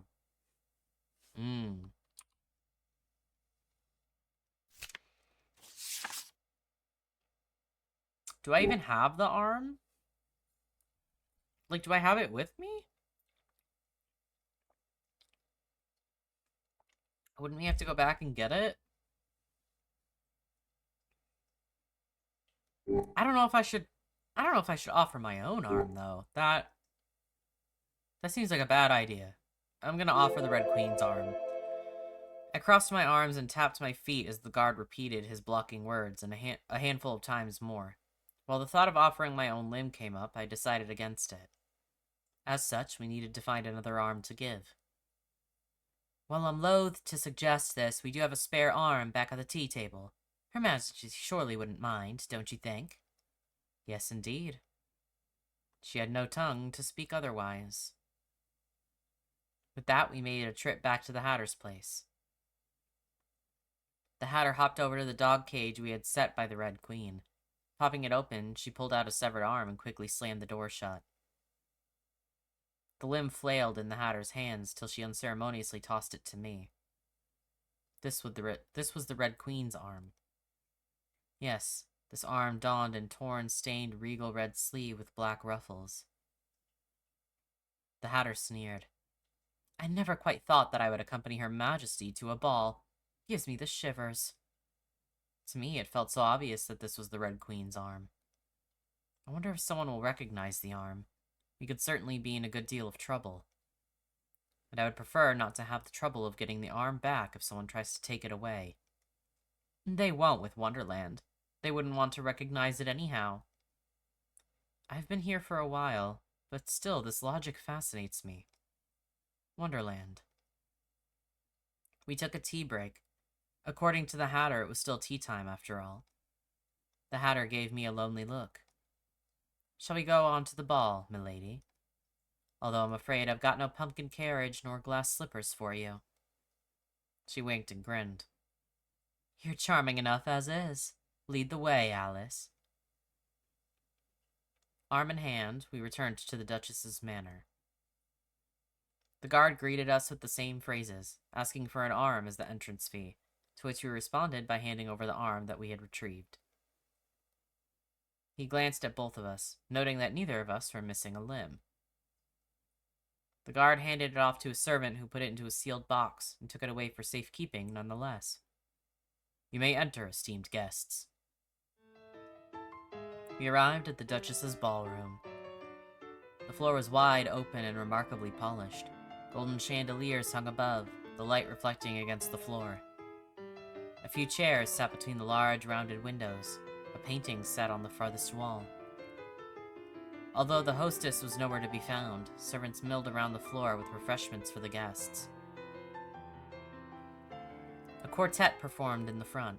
Food sat at the tables to the sides of the room. All around were faceless people dressed up like clowns. Faceless people. They were uninteresting people. They sent a few glances our way as we came without much fanfare. Already, I didn't like them. Perhaps it was their beady, pig-like eyes. For all that they were faceless, I saw only clowns and swine. I approached a group, thinking to gain some information. Hello. Hello to you as well. The guests seemed wary upon seeing me, but showed a displeased reaction upon laying eyes on the Hatter who had reluctantly followed me along. And the peasant? Which one was it? Ah, the one with the vermin. Where are your little raggedy friends? The rat and the hare. The Red Queen's little pet was happy to see them gone. The rabbit's always been like that. Rather than the rutting, she likes the cutting. Ugh, an animal in such a position. I really do not approve. Her Majesty likes it. Well, she's gone now. You shouldn't say that. Speak of the devil and she will come. The devil, indeed. 'Tis a shame that the White Queen's always been a fool. A pretty bird, but as a ruler?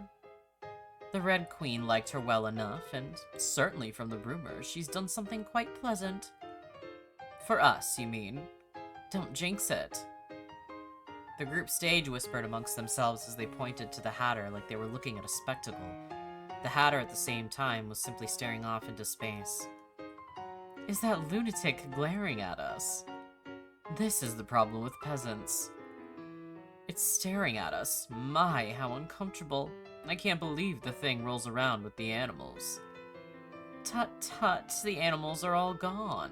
That's the least that Her Majesty has done for us in her petty red reign of pretty red rain. Now, let's get away from the filth. The stench of vermin is unbearable. I must ask the Duchess about who can be led into her ballroom. A servant passed by with a tray full of champagne. One of the guests removed 2 flutes from the tray and offered me one with a slur in her words. Have some alcohol! Did you have some business with us? No. I shook my head and turned away. Drink should be shared only in pleasant company. Let's take our leave from these people, Hatter. Chitter-chatter, chitter-chatter. I noticed the other guests making snide comments on the Hatter and giving her the side-eye while stepping back from me, of all people. Saying those things to my person, someone who is mine, my Hatter. They deserved punishment, capital or otherwise. That was right, Alice. What a shame that I had no such power. The Hatter looked rather upset. We moved to the sides where the food was, seeing as few people lingered by refreshments for long. The 2 of us picked up some cakes and snacks. A smile finally came to her face while we ate, albeit a sad one. As I tasted it, I couldn't help but feel that the Hatter made better food. A tingly sensation spread through my body as I ate. Hatter, what is this? My voice changed pitches as I talked. At one moment I sounded squeaky as a mouse, and the next as low as an elephant. The Hatter grinned. Me too. Playing with the odd refreshments, we found ourselves speaking like animals.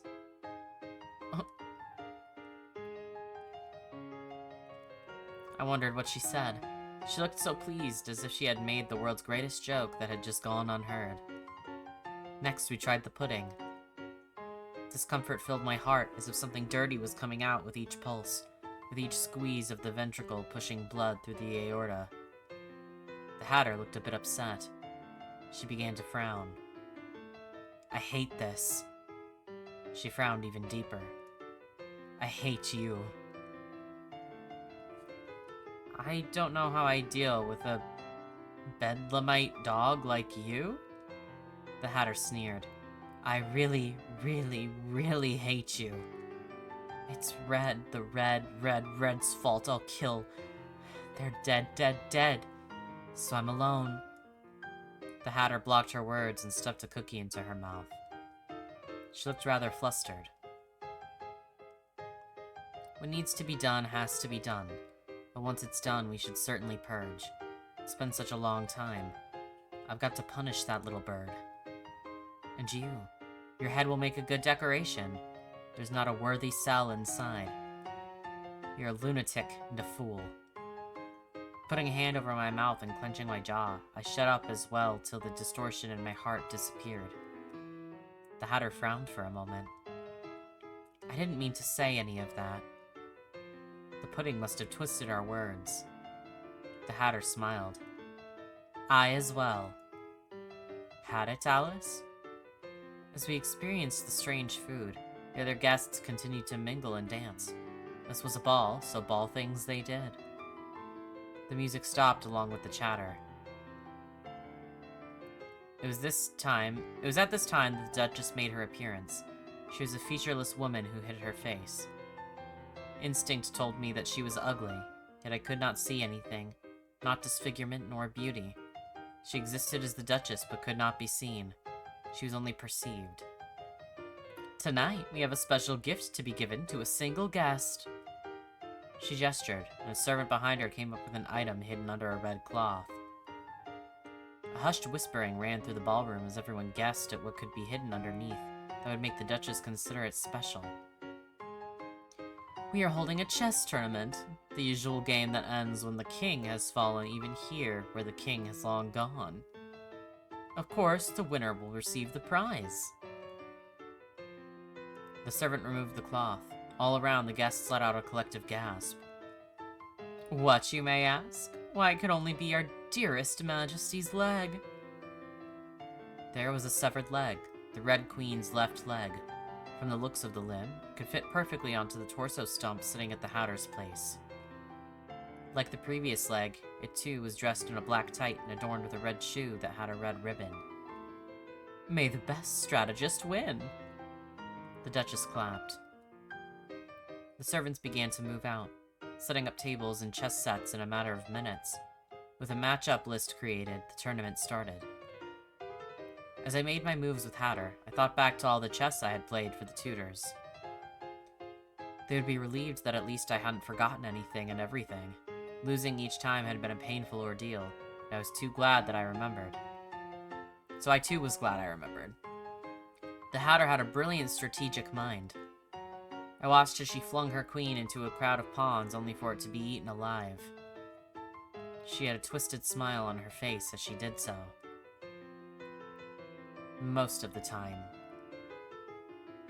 We made our ways to the finals, where we met with the last opponent not at a table, but in a cleared-out space in the ballroom with a large chessboard overlaid. The Hatter was grinning. The last opponent was the Duchess. Around her lined up stood 1 1/3 dozen soldiers dressed up in black like chess pieces. What is this? Why, human chess! Chess is an imitation of bloody war. In this land without war, we must take steps to make life more interesting. That is what our dearest Majesty proclaimed. One of you two have to take the role of a piece, and otherwise I will provide the other pieces for you to play with. I exchanged glances with the Hatter. Even now I couldn't understand what went on in those eyes, but I had already decided. Maybe I didn't want to see her potentially get hurt, as no one here cared for the life of a Hatter. Oddest, odder. What a thought to have. I rather liked her. I will take the role of a piece. Here's the thing. I don't know fuck all about chess. I don't play chess. I don't know how. I know literally nothing. I'm like, I thought chess was like you couldn't let the queen be taken or else the game was over, not the king, right?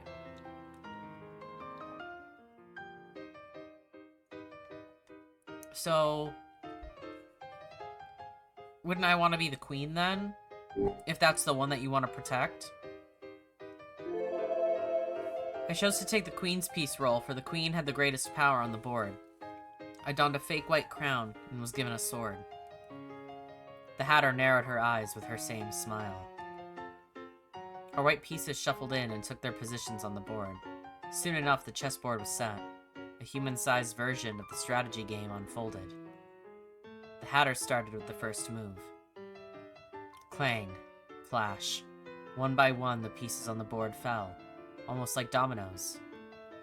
The Hatter was frowning. Perhaps knight to A... No, no, a piece on the board cannot speak. We are the players, and you are but a game piece. Finally, the queen came into play. I played with the sword in my hand. The hilt rolled comfortably in my palm, pleasant yet strange, as if I didn't use a sword much. I didn't, but was still perfectly fine with committing acts of violence with one. Now swordsmanship was one thing that the tutors hadn't bothered teaching. After all, it wasn't fitting for a lady. They really should have, as it turned out that I was quite good at cutting things down after some short exhibition blows. The Hatter directed me across the board. I attacked as told. What do you call yourself these days again? Alice? I see. We moved around the board in a perfect match, letting her other pieces back me up, and cornered the Duchess's black king in no time. The Hatter grinned devilishly. Checkmate. Checkmate. I wondered if I had killed a king before. The Duchess clapped her hands in congratulations. The servants cleared the floor. Wiping it down, they made it once more sparkly clean, as if red had not just been spilled in the human facsimile of a game.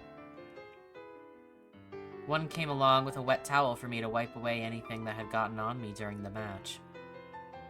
Congratulations, you are a true pair of master strategists. With this, the competition has concluded, and you two are the winners. Would you like to take your prize now? The Hatter shaped her lips into an O. Yes. The Hatter bobbed her head up and down rapidly. The Duchess gestured a servant over. Our dearest Majesty's leg. Do take care of it well, lest she comes back and has you punished for disrespecting the crown. She took the leg from the servant and handed it to me. I hope you enjoy the rest of the ball. The Duchess left again with her servant following after her. She seems to have enjoyed the chess tournament. Just as quickly as she left, the chess setups were cleared away. The guests returned to eating, drinking, and dancing. Let's leave. She made a lonely smile. She had no intention to stay. Neither had I, having accomplished the unexpected boon of finding a piece of the Red Queen. We maneuvered through the manor, eventually finding ourselves in a long hallway just as regal as the ballroom.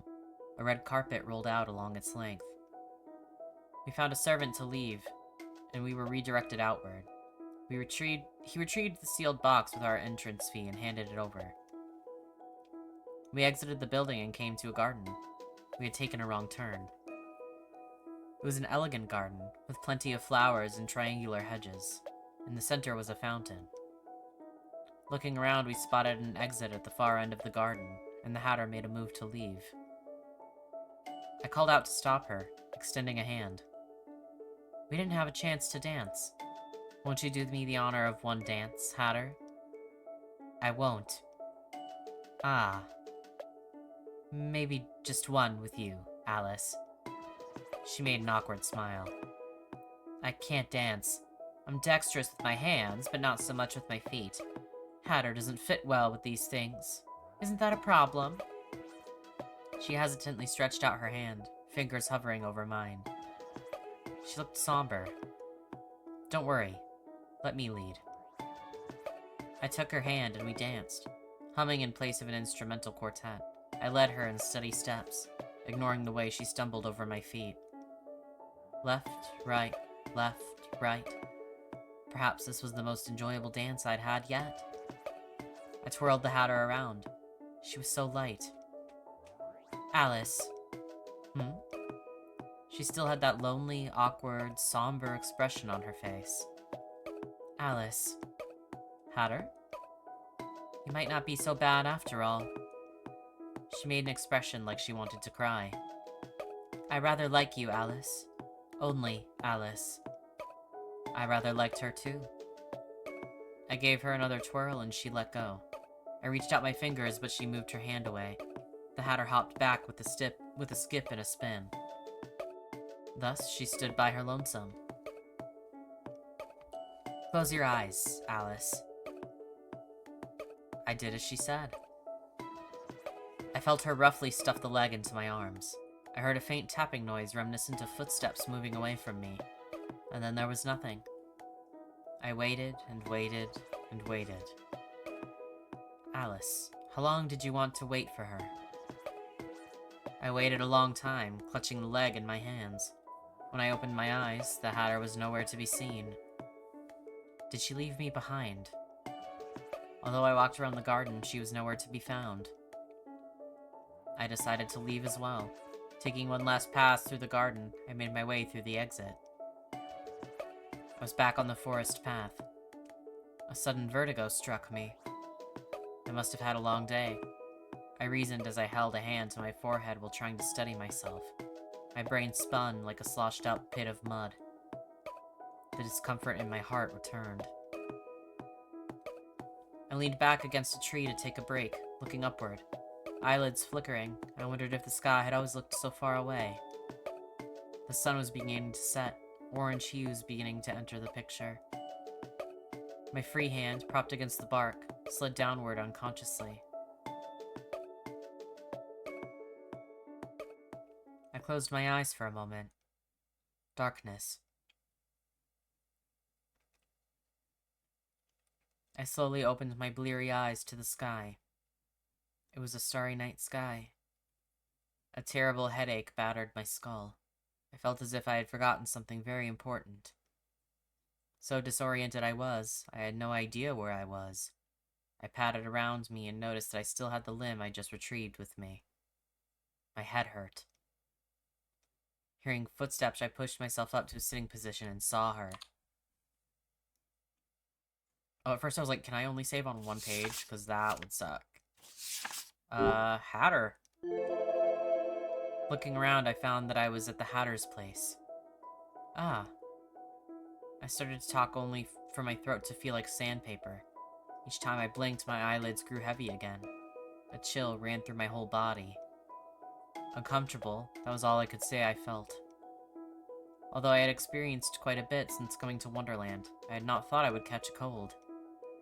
Don't speak, Alice. You're burning up, so no tea for you today. It must have still been tea time, for it was always tea time. However, today, the Hatter decided to put the tea aside, even at tea time, for the sick me. She brought a cup of water to my lips, tilting it for me to drink. I drank and choked. Coughing and sputtering, I felt her wipe away the water that had spilled. If you drink too quickly, you'll drown. She handed me the cup directly, fingers just barely avoiding mine, but also grasping the cup firmly till she knew that I wouldn't drop it. Drink water slowly, Alice. I've got to get something off of the stove. Seeing that I had the cup in hand, she hopped off in the direction of the stove. I thought back to when we first met. At that time, the thing on the stove had been a hammer, so I hoped that she would bring back something more pleasant. I sipped from the water cup and waited, setting it aside once I finished. She returned with a bowl of porridge in hand. Sitting down next to me, she scooped up a spoonful of porridge and blew it lightly to cool it down. As the porridge temperature settled, she moved the spoon toward my mouth. I instinctively opened my mouth like a baby bird. I can eat myself. I would rather you not cannibalize yourself. She fed me porridge, spoonful by spoonful. Once the porridge was finished, she put the bowl away and gave me another cup of water. While letting me sip the water, she wiped away the sweat on my forehead. You're good at taking care of people. Really? I've never quite had... My words drifted off into silence, as I thought back to what little I had to say about taking care of others and being taken care of. Hatter. The limb. I'll put it away for you. You know me so well, Hatter. And, I could barely keep my eyes open. Rest well. The Hatter placed a cool, trembling hand on my forehead. Then into the realm of hypnosis I fell. After a few days of good rest under the Hatter's care, I recovered to full health. I hadn't been so sick in years. Thank you, Hatter. What for? Don't linger too long at this crowded place. Off you go. Don't you have some body parts left to find, Alice? So I do. Seeing me once more healthy, she shooed me away. I was back on that forest path. I have one more limb and a head, I think. The Red Queen was nearly assembled, missing only her head and a fourth limb. Onward, I continued with my search, so that she could send me home. I was on the forest path. I thought back to the Cheshire Cat's taunting provocations. Thinking of her taunting flick, I had no idea where she could be, for she always appeared and disappeared as she pleased. I returned to the endless tea party. I had a quick chat with the Hatter to find out. Are you acquainted with the Cheshire Cat? The Hatter's eyes narrowed. Cheshire? The Hatter moved Dormouse as if she were upset. She's scary. The Hatter moved the March Hare as if he were exasperated. Always stays up in the trees. The Hatter smiled as she spoke. She's usually around the northern end of the forest. The cat always says she has business, so she can't stay for tea. Even though I never invited her. The Hatter grinned. Yes, we're acquaintances, but definitely not friends. If you're looking for that cat, don't bring her back here. We're low on seats as is. And then she sneered. Next thing you know, You'll have to be chopped up to fit in a teapot. Ta-ta. The trio of one gave me a jaunty wave. Taking the Hatter's words, I started off to explore the forests north. I walked down many twists and turns, stumbling across uneven ground. The path was rougher here, and the foliage thicker. I found not another living being in sight, no cats nor others. After a while, I reached a place with two signs pointing opposite directions. One read cliff, and the other read not a cliff. I let out a chuckle that they were straightforward enough signs, but I couldn't see where they led past bushes blocking beyond their arrows. The ring of a small bell entered my ears, followed by the clatter of metal shackles. Cheshire Cat? I received no response. Accompanying me here was the only breeze that would sometimes hit the leaves of the trees around me. I heard a soft rustling noise, but when I looked toward the sound, I saw nothing. I tilted my head to look further upward, and the world shifted. The air was pushed out of my lungs. A black and orange blur crashed down on me with great momentum from the sky, slamming me to the ground. My head had hit a different way. My skull would have been cracked egg on the ground.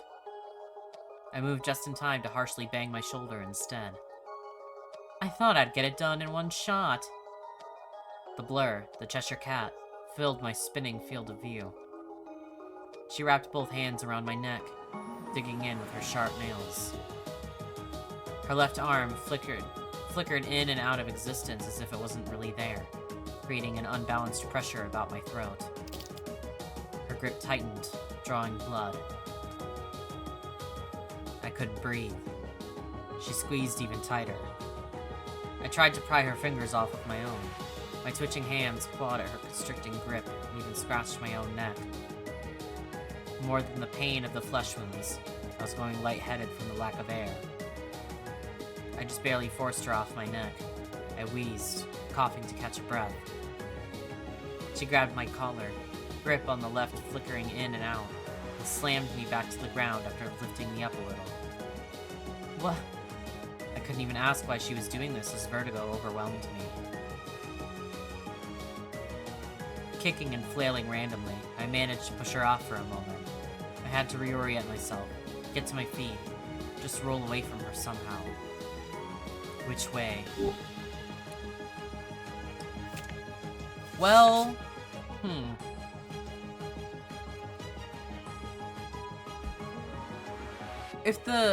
because I feel like a cliff wouldn't really help, but also if I remember correctly, the signs were reversed. So not a cliff would probably be a cliff, and cliff would probably be not a cliff.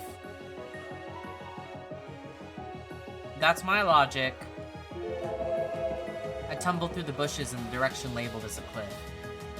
The signs around here had nonsense written on them many times more than not. As I expected, my chosen direction had no cliff in sight. Yeah, see, I knew it. I shakily got to my feet and watched the cat do so as well. She immediately lunged at me again. Why is this happening, though? This is so random. What is going on? This time, I was more prepared. I kneed her in the stomach as she approached, grabbing her right shoulder and twisting while hooking my foot on hers. Forcing her arm down, I heard a slight cracking noise and made her fall to the ground with a thump. Just in case, I kicked her away a bit. Her body was light like a cat. I'm waiting for an explanation. She started to fade away, but I stepped on her before she could get away. After a quick struggle, she relented, and got up to her feet without any further fading. The cat snarled, dusting off her body. The Cheshire Cat frowned. I hadn't realized who you were before. My cloak may have a hood, but you've seen my face many times already, Cheshire Cat. She scowled. Wonderland's twisted up in time. She jeered. That sort of logic doesn't work here. I'm mad, all mad. You might be Alice, but who is Alice? Now that's the question we have to ask. Her lips curled into a mocking smile. To start with, you don't know anything. Do you even know who you are, Alice? I'm Alice. That is all. That was my sole truth. She returned to a frown, deep in thought. But who in the world is Alice? An outsider? A temporary visitor? I've just about figured out the most important part. If you figured it out, I don't suppose you'd tell me. You are... She grimaced in pain. She pressed her hand against her head. Then, she took on a jeer. Somehow you're much too similar to the Mad Queen. Oh, about that Mad Queen. You've been looking for her, but let me tell you this. She's been dead for a while now. Although I think you should already know. She scowled. I can't put it into words for some reason. Maybe it's just the way you look at the world, but you're definitely the same type of person. In which way? Are you just trusting some gut feeling, some delusion that I might be the same as someone whom I've never met? Or as you say, someone who is long dead? She stared at me with determination. This world can't afford another Red Queen. Not even the chance of one. She vanished, taking the chance in our conversation. Criminals needed to be locked up. I looked all around, hearing the faintest sound of her shackles telling me that she was nearby, but I could not see her actual presence. So why don't you do me a favor, Alice? Just go ahead and die. Her voice danced through the air formlessly. You have no qualification to enact your form of justice, Cat. That really is just like her to say. She peered behind me and attacked again. We fell to the ground to tussle once more. She clawed me a few times, but I gradually gained the advantage. The cat favored her right arm. Rather, her left arm acted transient, coming in and out of existence, forcing her to avoid relying on it. Her handicap forced her to falter more now than my numb shoulder did me. She fought like an animal. To be fair, she was an animal. Biting, clawing, and all the likes. She came at me with the intent to kill. We continued till we were both bloodied and bruised. I punched her straight in the face, causing her to bite her tongue and choke up a mouthful of red. Her head bounced on the ground, throwing her next moves into disarray. I hit the cat again, and again. Doing this with my bare hands wasn't exhilarating as much as it was just a matter of fact. I decided that I preferred this nuisance out of my hair. I noticed that her right arm was stitched on. The arm felt similar, as if it didn't belong to the Cheshire Cat. Alice, that cat was also a thief. I wanted that arm. I'm gonna ask for it. I shouldn't just tear off an arm. Because if she's saying that, like, we're similar to the Red Queen, you know, we're mad and, like, violent and stuff, I don't want to, like, prove her right, you know what I mean? That's my thinking. That arm doesn't belong to you. Give it back, Cheshire Cat. Why should I? I ask politely because I would prefer to let you part with it on your own terms. If I must, I will take more drastic measures. The cat squirmed under me, but I forced her down, sitting atop her body. I have no intention of staying in Wonderland. My current adventures through this world are entirely to find a way back to my own world. As such, Cheshire, if you would hand over the arm, then we should have no further interactions. I will endeavor not to meet with you again unless it has to do with my way home. I can't fight anymore. A tension left her muscles, signaling to me that she had given up. She let out a scornful bark like a laugh as she acquiesced. Fine. I'll give you the arm. So get off. She made a weak motion as if to push me off. No. Give me the arm first. Fine. Bruised black and blue, bloody from our brawl, the Cheshire Cat twitched her stolen arm, looking at it hesitantly as if unwilling to lose it. She shook her head. A faint cracking noise from her neck made her let out a whine of pain. She nudged her cape closer to her face and bit into it. Then, with a flickering left arm, body twisted in an odd position under me, she tore the arm off her own body with a slow and bloody rip. I heard the oddest sounds of flesh being rent from flesh. Through the cape came muffled groans. Tears glittered in her eyes. After what seemed like eternity, the cat chucked the removed arm to the side. Blood dripped out of the stump from which the limb was removed. The limb, too, made a crimson mess on the grass. "Is that enough for you, Alice?" I nodded. "Now get off." I stood up from the cat, feeling a wave of dizziness hit me along with a throbbing headache. She rolled over in pain and started pushing herself up, stumbling and falling a number of times onto the grass with an ugly red splat. Finally limping to her feet, the Cheshire Cat vanished. Now there was no more Cheshire Cat. I picked up the severed right arm. The limb appeared different now that it was detached from the cat. It more resembled its fellow limbs, sans a regal, torn sleeve. The broken shackle about its wrist fell off without me having to do a thing. "Alice, Alice, did you recognize this arm?"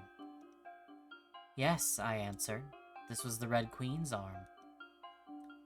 A jolt of pain burst through my head. I did not know why I knew, and amidst my agony, I did not have the heart to care. I stumbled, clutching my head. The world warped and blurred around me. I felt dizzy looking at the distorted landscape, or perhaps my dizziness itself distorted the landscape into an undulating thing that made me want to vomit. As my adrenaline drained, the results of the fight began to show themselves. My whole body felt sore. The raging headache pounding at my skull would not subside. Black and red began to fill my vision. Oh. The ground shifted beneath my feet. Maybe. Falling, falling, falling. Alice was falling. My world turned to darkness, and all I heard was laughter. Thump. At some point, I made my way back to the Hatter's place. "Hello, Hatter." I handed over the limb I had just obtained. At least, from what I could tell from the passage of time, it should have been only recently that I had taken this limb from its past owner. I didn't know. The Hatter took the limb and threw it into the dog cage with all the others. She grinned. "With this, you've gathered all Her Majesty's limbs." "Oh, so I have." "You look terrible right now, Alice." "Again." Her eyes narrowed. "Like us?" "Like us." "I'm tired." The Hatter smiled. "Take a nap. Tea time isn't going anywhere, not unless time grows back its severed head and walks away, don't you think? We can always talk a little later." Thank you." I slumped back into my armchair, sinking into the oddly scented cushions. She sneered. "Good night, Alice. This may be the last." Then she looked a little lonely. "I almost feel a little sorry. But Dormouse, March, I won't stop." I didn't hear what the Hatter said afterward over the raging white noise of my headache. My vision blurred, eyes becoming watery, eyelids heavy. I fell asleep. Then I was dreaming, falling, falling, falling into the dream. Tick-tock, tick-tock. I dreamt of a throne. A dark and terrible throne, so horribly cold. It was such a lonely throne. But the eye on the throne was arrogant and happy to be alone. No, I thought even she had someone she loved. A beautiful person. Yes, that person she loved was a beautiful person, so fragile and beautiful that she wanted to slowly tear off that person's wings. But her love was wrong. If she wasn't happy, then she would lose everything. Alice, Alice, you were exactly this person. No, I wasn't. Was I? As I opened my mouth to speak, blood began to leak through my lips. The only sound that came out was an empty gurgle. Were you happy? No. I could not talk. I could not taste. Even though red dripped down my chin, I felt as if my tongue had been snipped out. Blood choked me. Gasping in nothing but liquid, I grasped at my throat. Alice, I was drowning in this dream. You were never happy. Never. When I awoke, I forgot all that I dreamt of.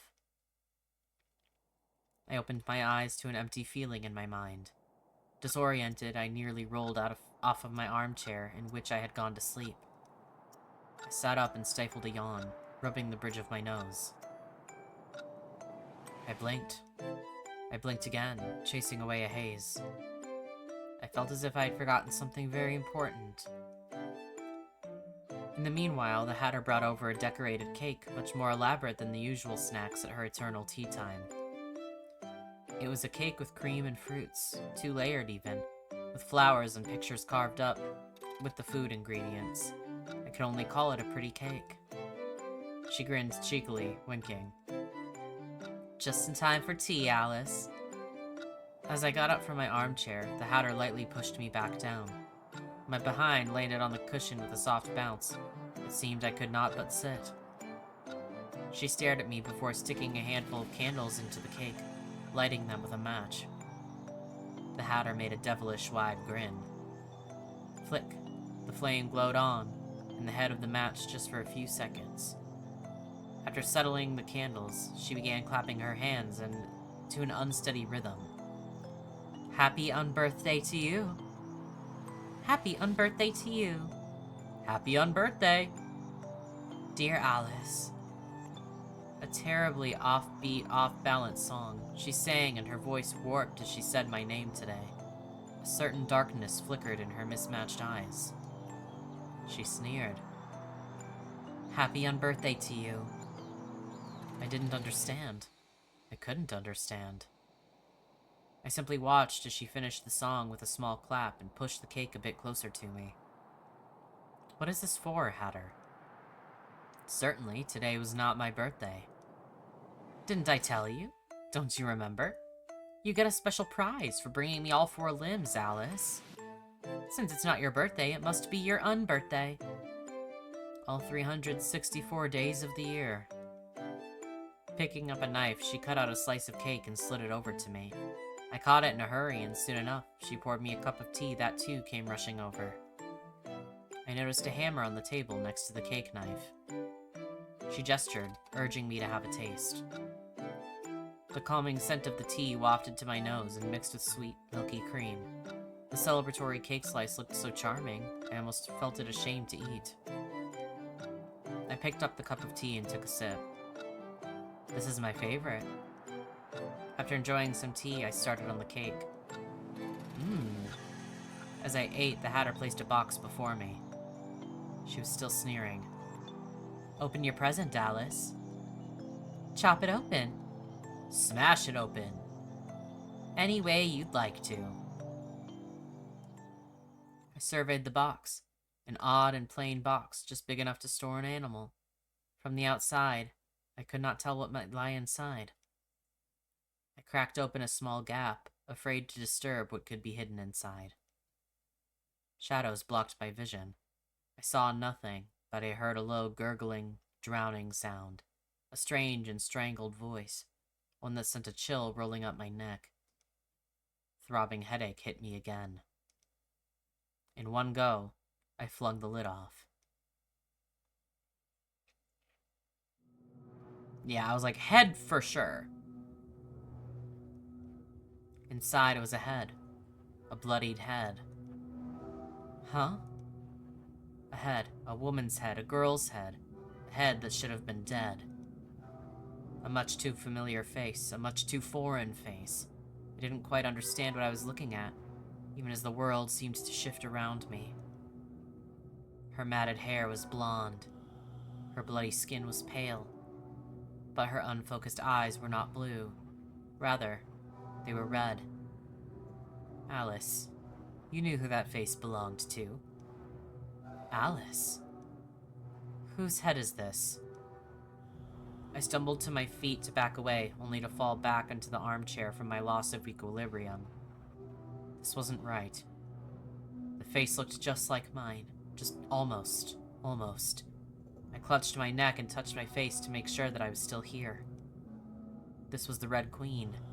This was Alice. This was a severed head, Alice. Whose head is this?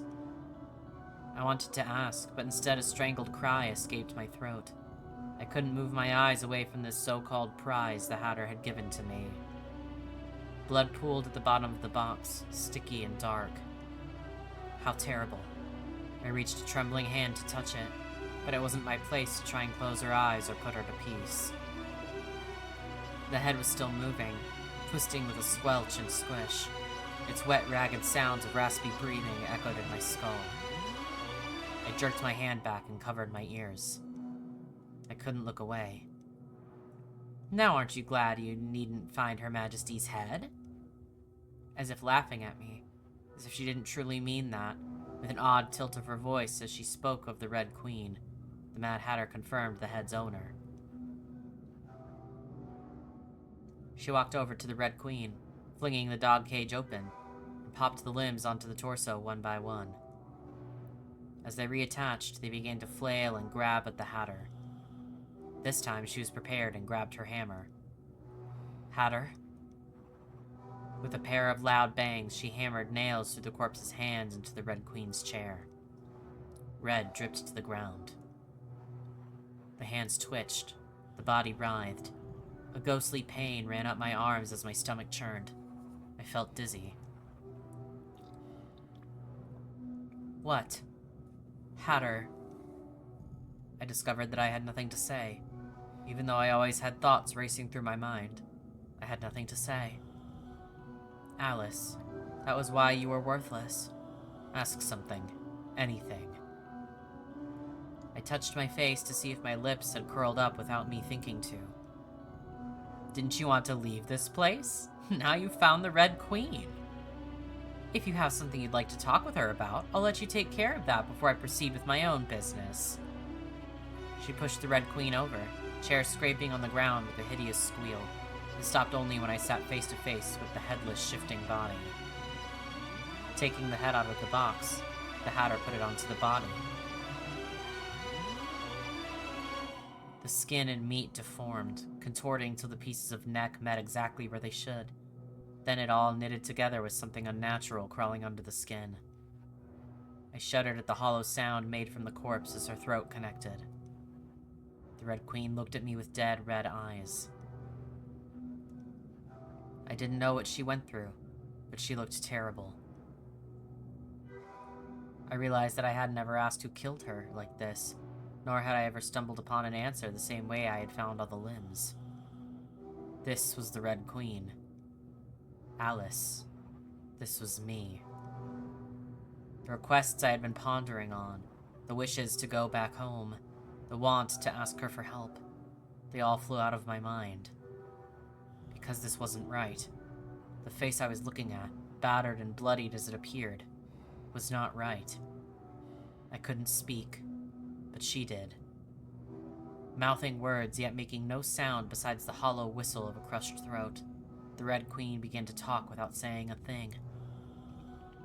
Her tongue was missing, and we had to do something about that. I mean, I kind of saw that coming. I feel like that was pretty obvious that, like, Alice, like, technically kind of is the Red Queen. But I'm also wondering, like, what's the deal? Like, what is the story here? I'm just like, I have so many questions. I probably shouldn't cut out my own tongue. I should just ask where it is. I tried to find my own tongue, stumbling with a pulsing pressure in the back of my head before I could articulate my next inquiry. Hatter, where is the Red Queen's tongue? I didn't want to hear her voice, so I tore it out and fed it to the dogs. The Red Queen wasn't complete without a tongue. Although she squirmed in the chair, causing the nails to creak, it seemed like she didn't truly have her soul.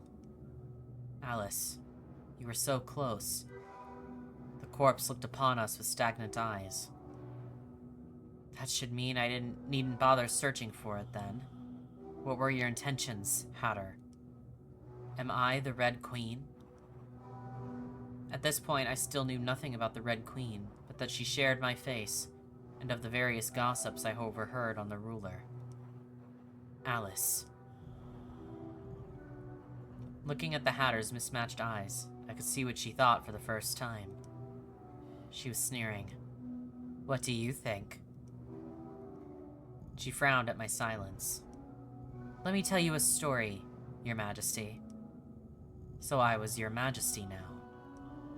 As the Hatter spoke, she appeared frustrated, angry.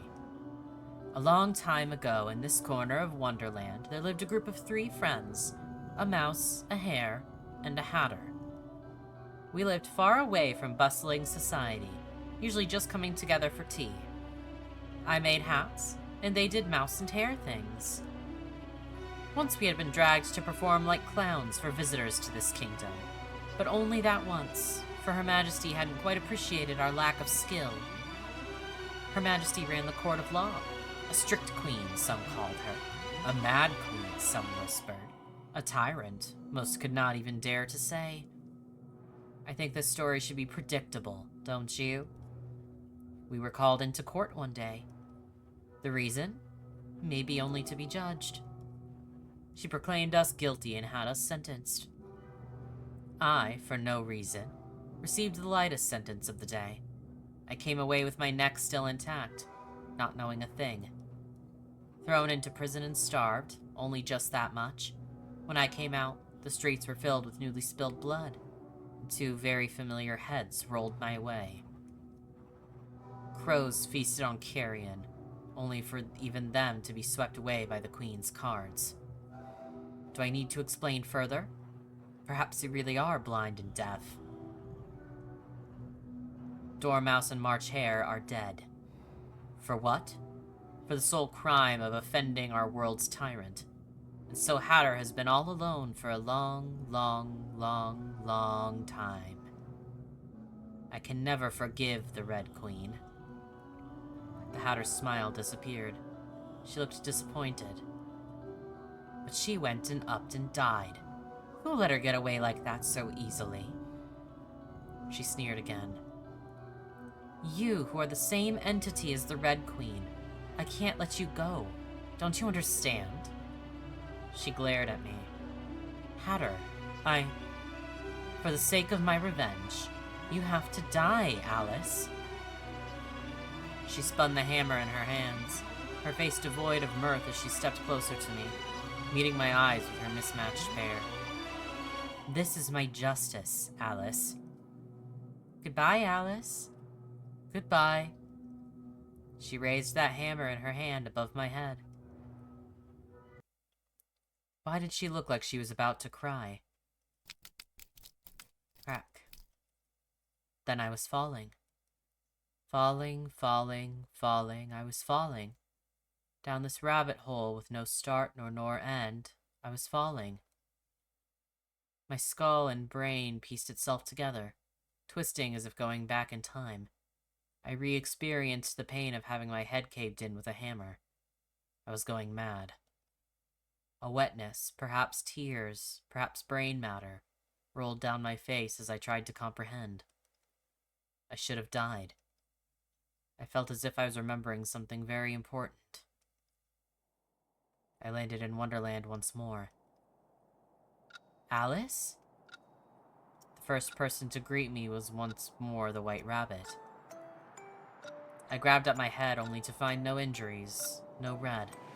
No longer able to differentiate between dream and reality, I questioned if I had merely been hallucinating the whole time. Then I was falling again. I died again. Alice. Each time I fell, I came back down. Alice! It became a hazy world, a distorted world, a world that was beginning to lose its colors. Time and time and time again, falling, falling, falling. I seemed to revert to the hourglass and turn back the hands of the clock, each time going into another past. Before I knew it, the rabbit had changed. Your Majesty? She was a bit more polite. Your Majesty. Perhaps a bit more cruel in her eyes, a bit less restrained with the darkness in her gut. She called out to me each and every time. Your Majesty, The rabbit was my starting point, my saving point. Falling, falling, falling. I kept falling uncontrollably. Falling, landing, dying, falling. I no longer felt as if I had control, or even my own body anymore. My world flickered on and off. It hurt. Dying hurt. I didn't want to deal with this anymore. Alice, you had to deal with this. I didn't want to. I didn't want to. I really didn't want to. I didn't want to deal with this anymore. Again, I fell. I felt my body on the ground. With hazy eyes, I saw a familiar figure and heard it speak with a familiar voice, as murmurs reached my ears from all around. Her face and her words. Not a single thing I could make out. Before I even got the chance to see the rabbit, a growingly familiar sensation struck me. Pain. A sharp agony burned in my arms till I suddenly could not feel my fingers. Then the same came to my legs. Chop, chop. There they went. A limb or two or three or four. Off they went until suddenly I had none for myself. Soon a blade cut through my neck, sawing as it got stuck and stabbing again and again until the head finally came off, and I was falling again.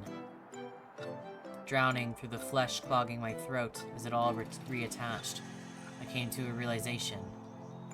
Oh, I understood. Alice, what had you understood? I was done. I'd certainly gone mad. I couldn't handle this anymore. Even if I still wanted to go home, it wouldn't do me any good anyhow. Maybe this was a dream, an illusion. Just how long was I supposed to keep falling? Alice, you would never awaken from this dream. Then I was falling again. I decided to stop thinking. And only keep falling.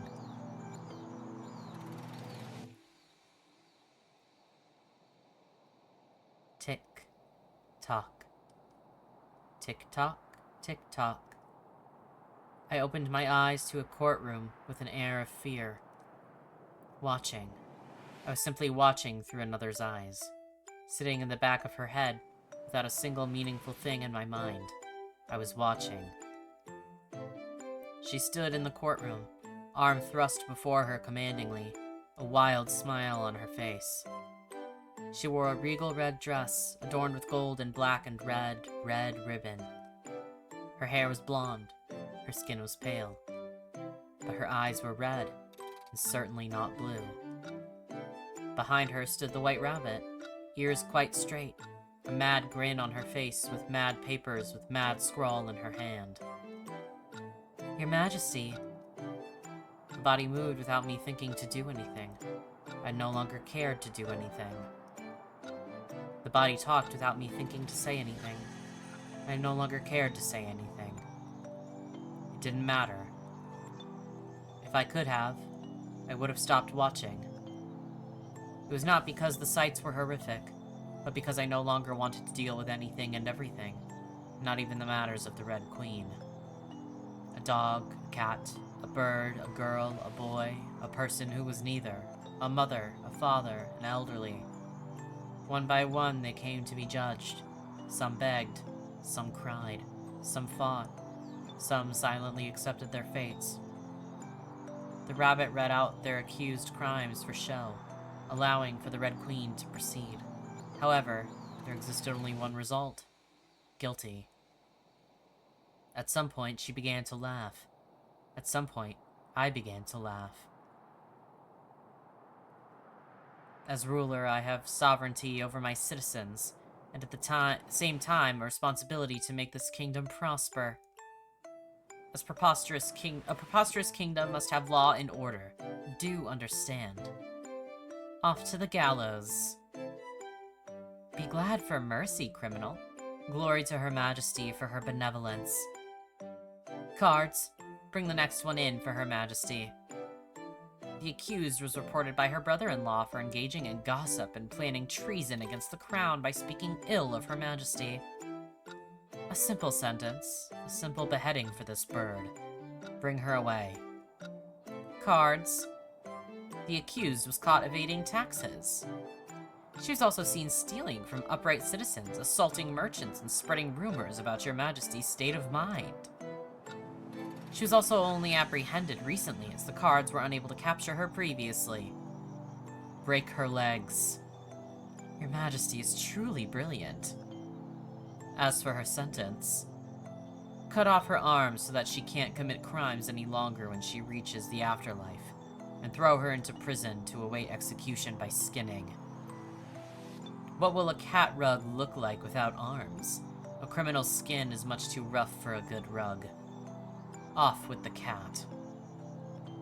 She seemed to think for a moment and snapped her fingers, rending the cat's arms from her body in an instant. And to execute the cards who failed to catch her before. We have no need for worthless cards. Next. Next! The Red Queen. I didn't know if she was happy. While she convicted accused, I inadvertently began to lose track of my surroundings, only to be jolted back by a particularly interesting sentence. The accused. Before the rabbit finished speaking, the accused rushed at the Red Queen. The Red Queen gestured with her hand. An unseen power slammed the criminal down to the ground, creating a crack on the marble flooring of the courtroom. Presumptuous. The force tore fingertip-sized meat piece by piece from the criminal, leaving it writhing on the floor as it rolled around, trying to get her to stop. Have you forgotten who you belonged to? The Red Queen finished once the criminal was ripped into a pile of red pulp on the ground to be swept away by the cars. I was smiling. The Red Queen was smiling. Next. The day in court continued until the courtroom was devoid of life. She worked on paperwork after court.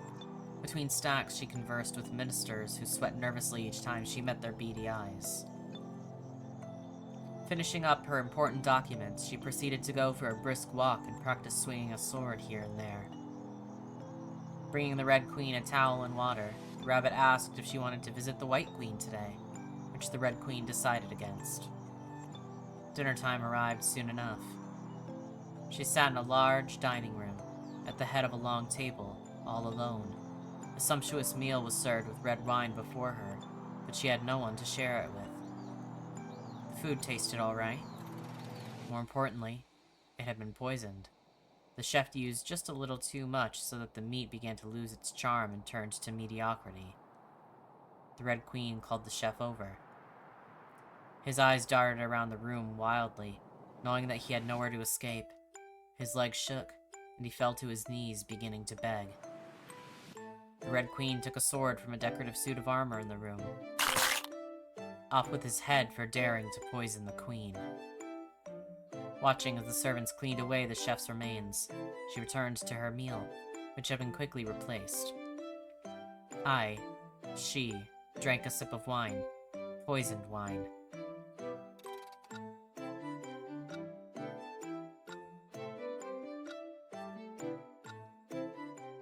The next day, she returned to the courtroom. One by one, the numbers diminished again. Even those in the jury were not spared if they made the slightest slight. The rabbit smiled with glee, writing down the names of criminals who were to be executed. Not a few times she took the job herself, an axe in hand and boots squelching in blood. The Red Queen enjoyed her judgment court. Wonderland was her domain and its people her pieces. If they became disobedient, then she would never let them throw her possessions into disarray. Some days she didn't go, working on governess. Other days she did, working on her world's peace. These times continued until one day the Red Queen fell asleep when I was still awake. Curling my fingers, I discovered I was in control. I walked over to the balcony. Seeing the ground terribly far away, I lifted myself over the balustrade and threw myself off. Air rushed past my face. Splat. Falling, falling, falling. I was falling again back through time. The interstice between the different times and different worlds was still incomprehensible as before. My body knitted together from its mangled form, and I returned to Wonderland. Falling, I fell straight onto a table. I had returned to an interaction of the Hatter's place. Sprawled out on the table, I glanced upward and saw that familiar pair of mismatched eyes unfamiliar. She jumped, looking surprised. Do I know you? No, not quite. Could you get off the table? I do need to put down the tea and snacks at some point, if you understand. She smiled. The Hatter seemed different, as if a heavy weight had yet to settle on her shoulders. I got off the table and stood awkwardly around the familiar, unfamiliar place. The Hatter set down her teapot. She was preparing a tea party of sorts, causing me to realize that I had never seen her do setup as things were always already on the table. What's your name? Alice. I'm Alice. You should be Hatter. Mm-hmm. She formed her lips into an O. Is there somewhere you need to go so badly that you nearly broke my table? No. I've nowhere. Well, why don't you take a seat? No one uses that armchair over there. Much too armchair, they say. You know how armchairs are, right? She made a wide smile. I hesitantly approached my armchair. The chair looked newer than in my before. When I sat on it, I sank into the soft cushions. Even though it reminded me of a hammer through my skull, the chair did nothing wrong. I clutched my chest. You aren't having tea? What time is it? This person hated me. Perhaps she did not hate me yet in the moment that we were meeting now, but she hated me all the same in the future, in my present. I shouldn't have cared, but my heart hurt. The clock says 15 minutes before 4. It's almost tea time. Maybe it already is. I'm waiting for March and Dormouse, so it's surely not yet tea time. Tea time, after all, is just a state of mind. I see. You look sad, Alice. Do I? I raised my hand to my face, touching my cheek. I certainly was not smiling. What's your favorite tea? She retrieved the tea set to place on the table, bringing not 3 cups but 4. 1 cup and saucer was put before me. I enjoy black tea. Recently, I've grown fond of Earl Grey. What about you, Hatter? She winked.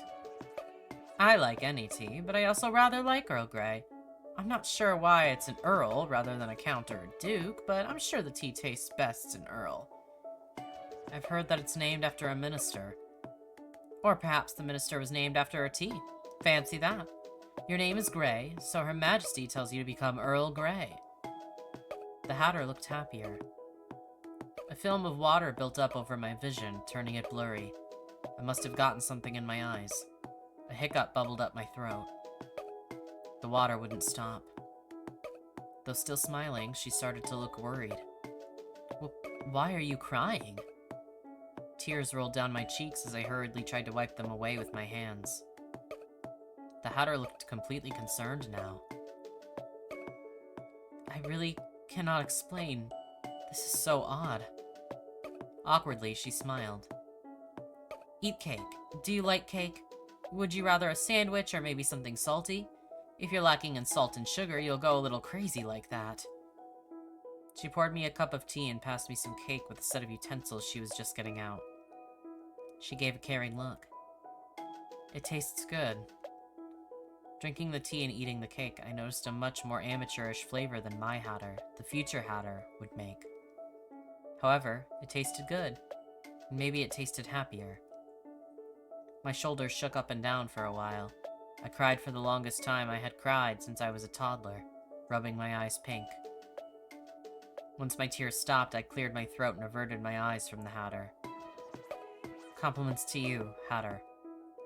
The Hatter beamed. Why, thank you.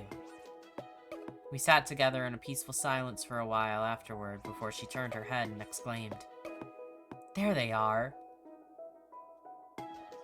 A sleepy little mouse and a hare with a straw hat approached from the forest path. It looked just like the little puppets my Hatter wore often on her hands. Looking at me in curiosity, they took their seats at the table. A guest? Looks like a pest. Don't be rude, March. Three's already a crowd. No room, no room. Three's a crowd, but four's a party. If we get 5, then, well, we can think about that later. Don't make a girl cry, March. This is Alice. This is March Hare. This is Dormouse. Hatter poured some tea for both of them and they began to chat, glancing toward me and tugging me into the conversation even as their ramblings devolved into nonsense. Halfway through each topic, the Dormouse seemed to snooze off and dip her little nose into her tea by accident. Did Hatter make you cry, Alice? She's a lady killer, she is. I've always known it. Dormouse, Dormouse, wake up for the gossip. I'm right here, March. She looks like butter. It's the yellow hair. Butter. She looks a little silly, like her brain's been all churned up, but she looks like good butter. I couldn't help but crack a slight smile at their antics.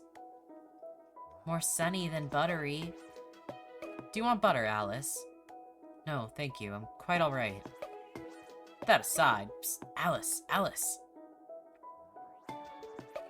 The March Hare and Dormouse pulled me to the side for a private conversation. Hatter seems to fancy you. Not so directly. Don't raise your voice. Dormouse, Dormouse, shh. That's usually my line, March. You can't own lines, now can you? March is right that Hatter looks fondly upon you. You do seem nice. Kind of dumb. She seems nice. I still approve. I'm just saying, alright? Be kind to Hatter. Be good to our Hatter. We can't be around her forever, so you have to promise this, Alice. I have a feeling that this is very important. I swear it on a stick of holy butter. I won't be here for very long, but no, I'll promise it. I'll swear on everything that could ever be precious to me, that I'll treat her well if we meet again. And she's back to bed. Dormouse, Dormouse. We returned to the Hatter. The 4 of us continued chatting over tea. I enjoyed tea time today. I really did. Yet I didn't belong here. And I didn't deserve here, either. I knew that my presence would just throw everything into disarray. Finishing my tea, I stopped the Hatter from refilling my cup. The Hatter shaped her mouth into a surprised O. I had a wonderful time today. I have to leave. This place isn't mine, but thank you for the tea again, Hatter. And you too, March, Dormouse. The Hatter smiled. It was nice meeting you, Alice. I already knew you from the future, but I was also happy to see you. Hatter, it was a shame that my Hatter didn't feel the same way. Alice, what did you feel for the Hatter? Something precious. The Hatter winked with her cheeky grin. See you later. I wanted her to be happy. Auf Wiedersehen. Giving her a weak wave, I left the happy Hatter. I didn't particularly have a place to go. Home. That was no longer my goal. Walking away, I wiped away the tears that welled up again. Eventually, I was falling again. I died. That much I understood. However, I seemed to have forgotten how I died this last time. In a way, I knew that I couldn't keep doing this. Alice, this was your last iteration. The power letting you keep falling had already run out. The next time, you wouldn't come back to Wonderland in any time. As my body pieced itself back into place, I waited for myself to stop falling. I burst back into my relative present and hit the ground softly. Laying back flat on the ground, I grasped at the grass below me and cut my fingers on their blades. Above me, the sky was terribly blue. No matter who I was, the world would move on without me. However, people could not so simply move on. Be it a matter of hate or a matter of love or just a matter of apathy, the connections people had were difficult to sever. Before I realized it, a certain person had settled into my heart. I want to see Hatter. My Hatter. Alice, you really are no good. No, it's better to say that I really am no good. I had already fallen for that Mad Hatter. She wormed her way into my heart unintentionally as she threw me on a wild duck chase for the Red Queen's dismembered parts in her revenge. I wondered how she felt now that she had her goal fulfilled. The final look on her face that I saw before I died was painful. It was painful not because of the crushing of my skull, but because of the constriction of my heart as I looked at her. A strange girl, a lonely girl, ultimately a terribly kind girl, who was stumbling along a bloody path. That was who the Hatter was. I'm sorry. I pushed myself up. Useless Alice had a want, not one of obligation, not one of what should be, because really, had I really wanted to go home? No. Not one that tutors or anyone forced upon her. I went to find the Hatter. I started walking. I started running. Down that forest path once more. There she was, all by her lonesome. The bags under her eyes had not lightened at all, and she listlessly played with the rim of a teacup until she suddenly saw me. She frowned deeply. Why? She harshly stood up. Why did you come back? She became enraged. Why can't you just disappear? Grabbing a plate off the table, ignoring the pastry atop it, she chucked it at me. The plate brushed me and shattered on the ground, leaving a mangled lump of sweets and porcelain. Alice. Alice! She slammed the table, originally forcing her hands down with great momentum before suddenly slowing down as she smacked it. Wincing, the Hatter let out a pained, guttural noise. Why are you like this? I hate you, Alice. She clutched her chest and glared at me with murky, watery eyes. Why are you like this? I had no answer. She had a conflicted, wobbly frown. You're contradictorily cruel and kind. You're messed up, Alice. Just choose one thing to be, you heartless woman. I like you, but I also hate you. I also liked her. I loved her. She became enraged. You're a useless freeloader who just comes to bother me. A waste of space. She became flustered. You're Alice who always accompanies me and extends a hand to me. The Hatter began to cry. You're the Red Queen, monster, killer, I hate you. She yelled as she cried, furious tears running down her cheeks. Why couldn't you have properly just died? I killed you. You're the same thing as the Red Queen. You shouldn't have come back. You... She picked up a teacup and threw it at me, smashing me right in the forehead. I stumbled back. Hot tea spilled down me, mixing with the blood that came from the simple flesh wound. The cup itself shattered into tiny pieces on the ground. Go away! She grabbed the bloody hammer off the table and flung it, missing me by a far margin. It whooshed through the air, spinning, and lodged itself deeply into a tree behind me. My blood was still on the metal face. Tell me who you're supposed to be. I am Alice. The Hatter raised her brows. The Red Queen and I are one and the same, but I am Alice. Her essence is intertwined with mine, but I am me and me alone. I'm scared of the idea that we could become the same. I never want to become someone like her. An empty heart, an empty life. Even as she lashes out to the rest of the world, it's still empty. Admittedly, I'm also no good. I'm a heartless person who hurts others as well, but I hold just two certainties. I am Alice. Alice is me. And for the I who am Alice, you are the person who took my heart. Is it okay to say I'm Alice? I nervously fiddled with my fingers behind my back, looking at the Hatter as my heart raced. I couldn't read her expression behind those mismatched eyes. She wiped her eyes with her sleeves, opening her mouth time and time again. She seemed to have trouble finding her words. I like the Alice who is Alice. The Red Queen scares me, but if you would let me believe it, I want to believe that you are Alice. She made a tired frown, brows furrowed, upset. Ever since March and Dormouse left, time has stopped at tea time like a curse. I'm tired of tea, she cried out. Is my life just revenge on the Red Queen?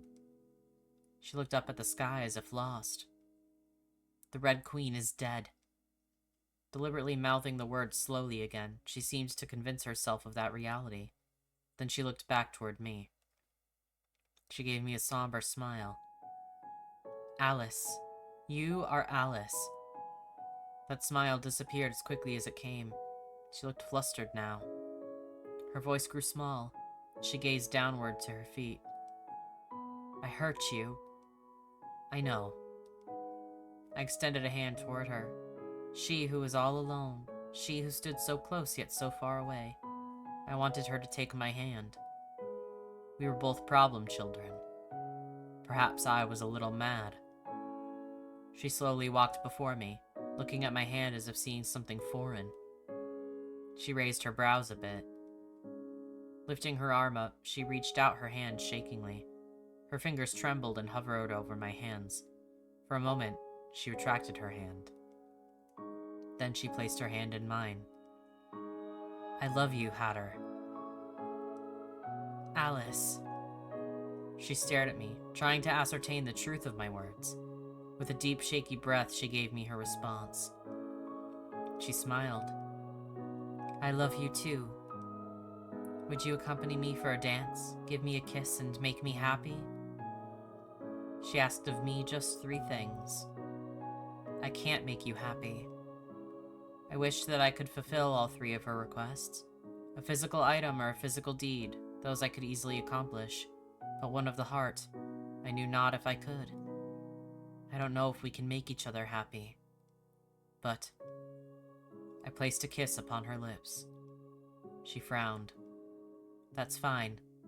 Even if I have no ability to promise such things, I want to let you be happy. You are my dearest, precious person. The Hatter smiled somberly. I want you to be happy, Alice. That makes me happy. She looked at me fondly. Not just like this. More so. Oh, cute little ending art. Love that. I took her hand and we danced upon the table. Spinning about, our feet tangled with the tablecloth, and a tea set strewn about. She pulled her hat off for a moment. We looked at each other with sad smiles. Hatter, if the world were to end tomorrow, what would you do? I have nothing left for me, Alice, so I suppose I would do nothing. You're still right here with me, aren't you? She was so light. I wish I could show you my world. It's not a particularly spectacular world. Rather, it's utterly unfantastical. Yet, there were things that I liked. Maybe my siblings, or better, the 2 cats, if you care for cats at all. I would have liked that. I pulled her along, leading the mad dance. With no music, we moved to the erratic tempo of our hearts together. Alice. Why did you fall in love with me? Maybe it was just fate. Maybe it was just luck. Meeting you time and time again here, I grew fonder and fonder of you. At first, I simply thought you were lonely, but eventually I fell in love with your heart. Love. I've never known about love before. I'm not sure if I can truly explain why my heart beats as it does for you, Hatter. Even that aside, you're cute. You can cook and sew and brew good tea. You're warm. You're actually rather kind. What about you to me? I should ask that to you instead. Happiness. Probably we had no such fate, but we wished for it. Finally we fell. Falling, falling, falling, we were falling. Down this rabbit hole with no start nor end. We were falling together. I knew not where we would fall, for there were no more wonderlands for us to fall to. That world we just fell from had been the very last iteration. I embraced the Hatter and closed my eyes. How warm she was, the person who I treasured. I only asked for a world where we could be happy together. Surely we would meet again in a land much more wonderful than this. Somewhere, sometime. Surely.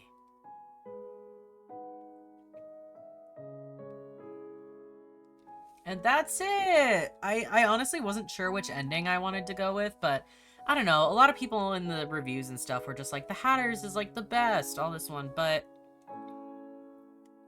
I'm not saying I didn't like it, but I feel like looking at kind of the full game and stuff, I'm a little bit more, like, intrigued about the White Queen, because it sounds like the Red Queen and the White Queen already had a thing going.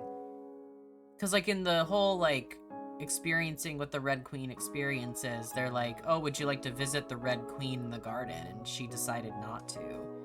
And it had mentions of her. And I'm like, I wonder what their whole dynamic was. Alice ending? Wouldn't that be the Hatter ending? What are we talking about? 60% of script scenes. So that, I mean, that's over half. That's pretty good. I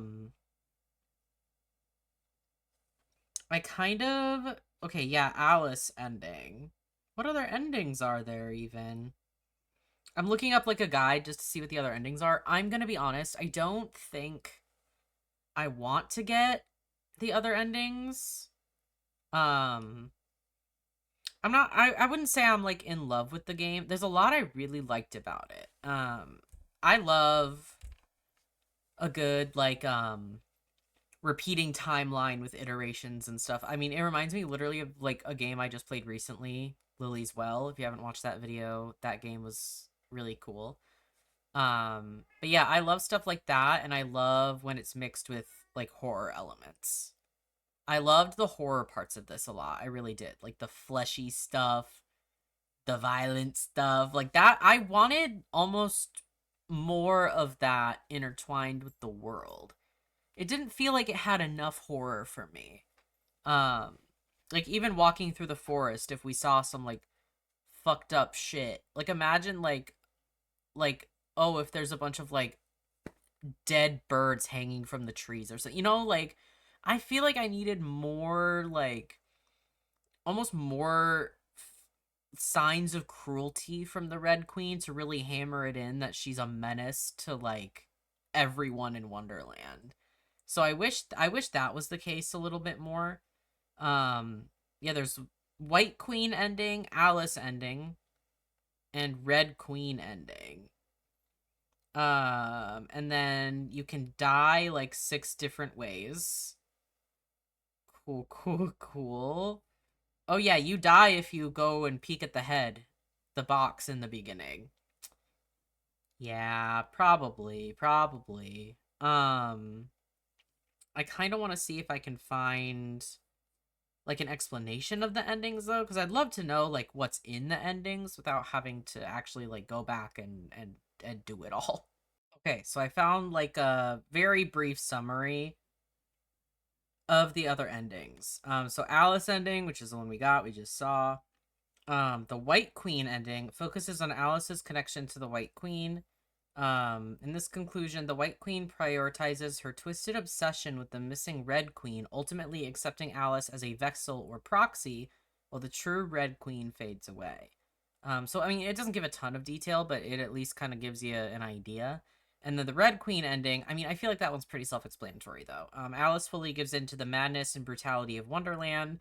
She embraces her role, becoming the Red Queen by literally taking control of the crown and stepping into the ruthless position. That sounds about right. But yeah, I think there are things I liked about the game. I just wish it was a little more brutal. I wish it leaned into that a little bit more, and it, like, yeah, because it's like, obviously the Red Queen is awful. Like, that's clearly painted and put in that, like, ending sequence for sure. But I wish it was, like, alluded to a little bit more in the environment of the world. I also think... Actually, I don't know who you can all romance if all the characters that you meet are romanceable. And it just depends on like kind of who you romance and your choices. And you kind of get like the Alice ending. I feel like if you romance anyone else but the White Queen, maybe you can still get either the Alice ending or the Red Queen ending in a sense. Um and the White Queen is like the one character that has like her own like real ending. Don't quote me on that. I really am not sure. I'm pretty sure you can romance the Cheshire Cat character. I'm not sure about the White Rabbit. So I don't know. But yeah, I would say like I like the game, but it just didn't like it didn't fully grab me. Like I really don't have anything like bad to say. It just like it didn't latch on to my brain. There are just some games that I play and I'm like, yeah, that was good, but it didn't like give me an obsession. It didn't give me an obsession with it. And like I can't control that. Okay? I can't control what my brain latches onto and hyperfixates on. I wish I could choose that, but I can't. All right? Some of the games that I really latch onto are normal and then some are like why? And this just didn't like it just didn't like grab me, but I did like it. So, a really great game for the price of free. Also, the fact that you don't have to pay any money for it is really, really awesome. I liked a lot of the dialogue too. I think the writing was pretty strong. Um, and I like they have like a lot of setting options too for like text, audio, general stuff. So that's really cool. The little animations were really good. I like the art for it.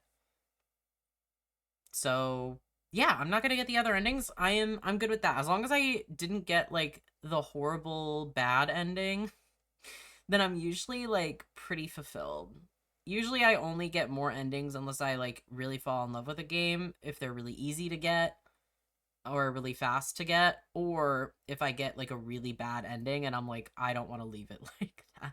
But that was like a good ending, really. It's left open-ended where it's like where will you end up at this point because all of the iterations are done, so you can't get like reincarnated basically into Wonderland. And the fact that you get to go like with your love interest is like maybe it's like I do love that trope though, where it's like in another life like find like in Howl's Moving Castle, find me in the future, like that kind of thing. I love that stuff, so I really liked that ending. Even though it's open. So I like that kind of stuff. But yeah, Toxic Yuri is right. People in the reviews were correct. Toxic Yuri. Uh I love Toxic Yuri. I like Madoka Magica is my shit, so are we surprised? But yeah, if you want to play the game for yourself or you know someone who might be interested in it, I'm linking wherever you can get it down in the description. You can go ahead and play it. Recommend other people play it. Doesn't cost you any money, just costs you your time. Otherwise, that is going to be it. Thank you guys so much for watching. I really appreciate it, especially if you made it this far. If you did make it this far and you are not already subscribed, it would mean a lot if you did. It would make me very, very happy if you subscribed. It means a lot to me. If you have any games that you want me to play on my channel, please let me know. I love hearing suggestions and playing games that people want me to play. If I have any interest in it, or if it's already on my very long list of games, it'll shoot up in priority and I'll get to it as soon as possible. Otherwise, you can go ahead and like the video if you liked it, share it with everybody and everybody if you so choose, and I will see you all on the next one. Bye-bye.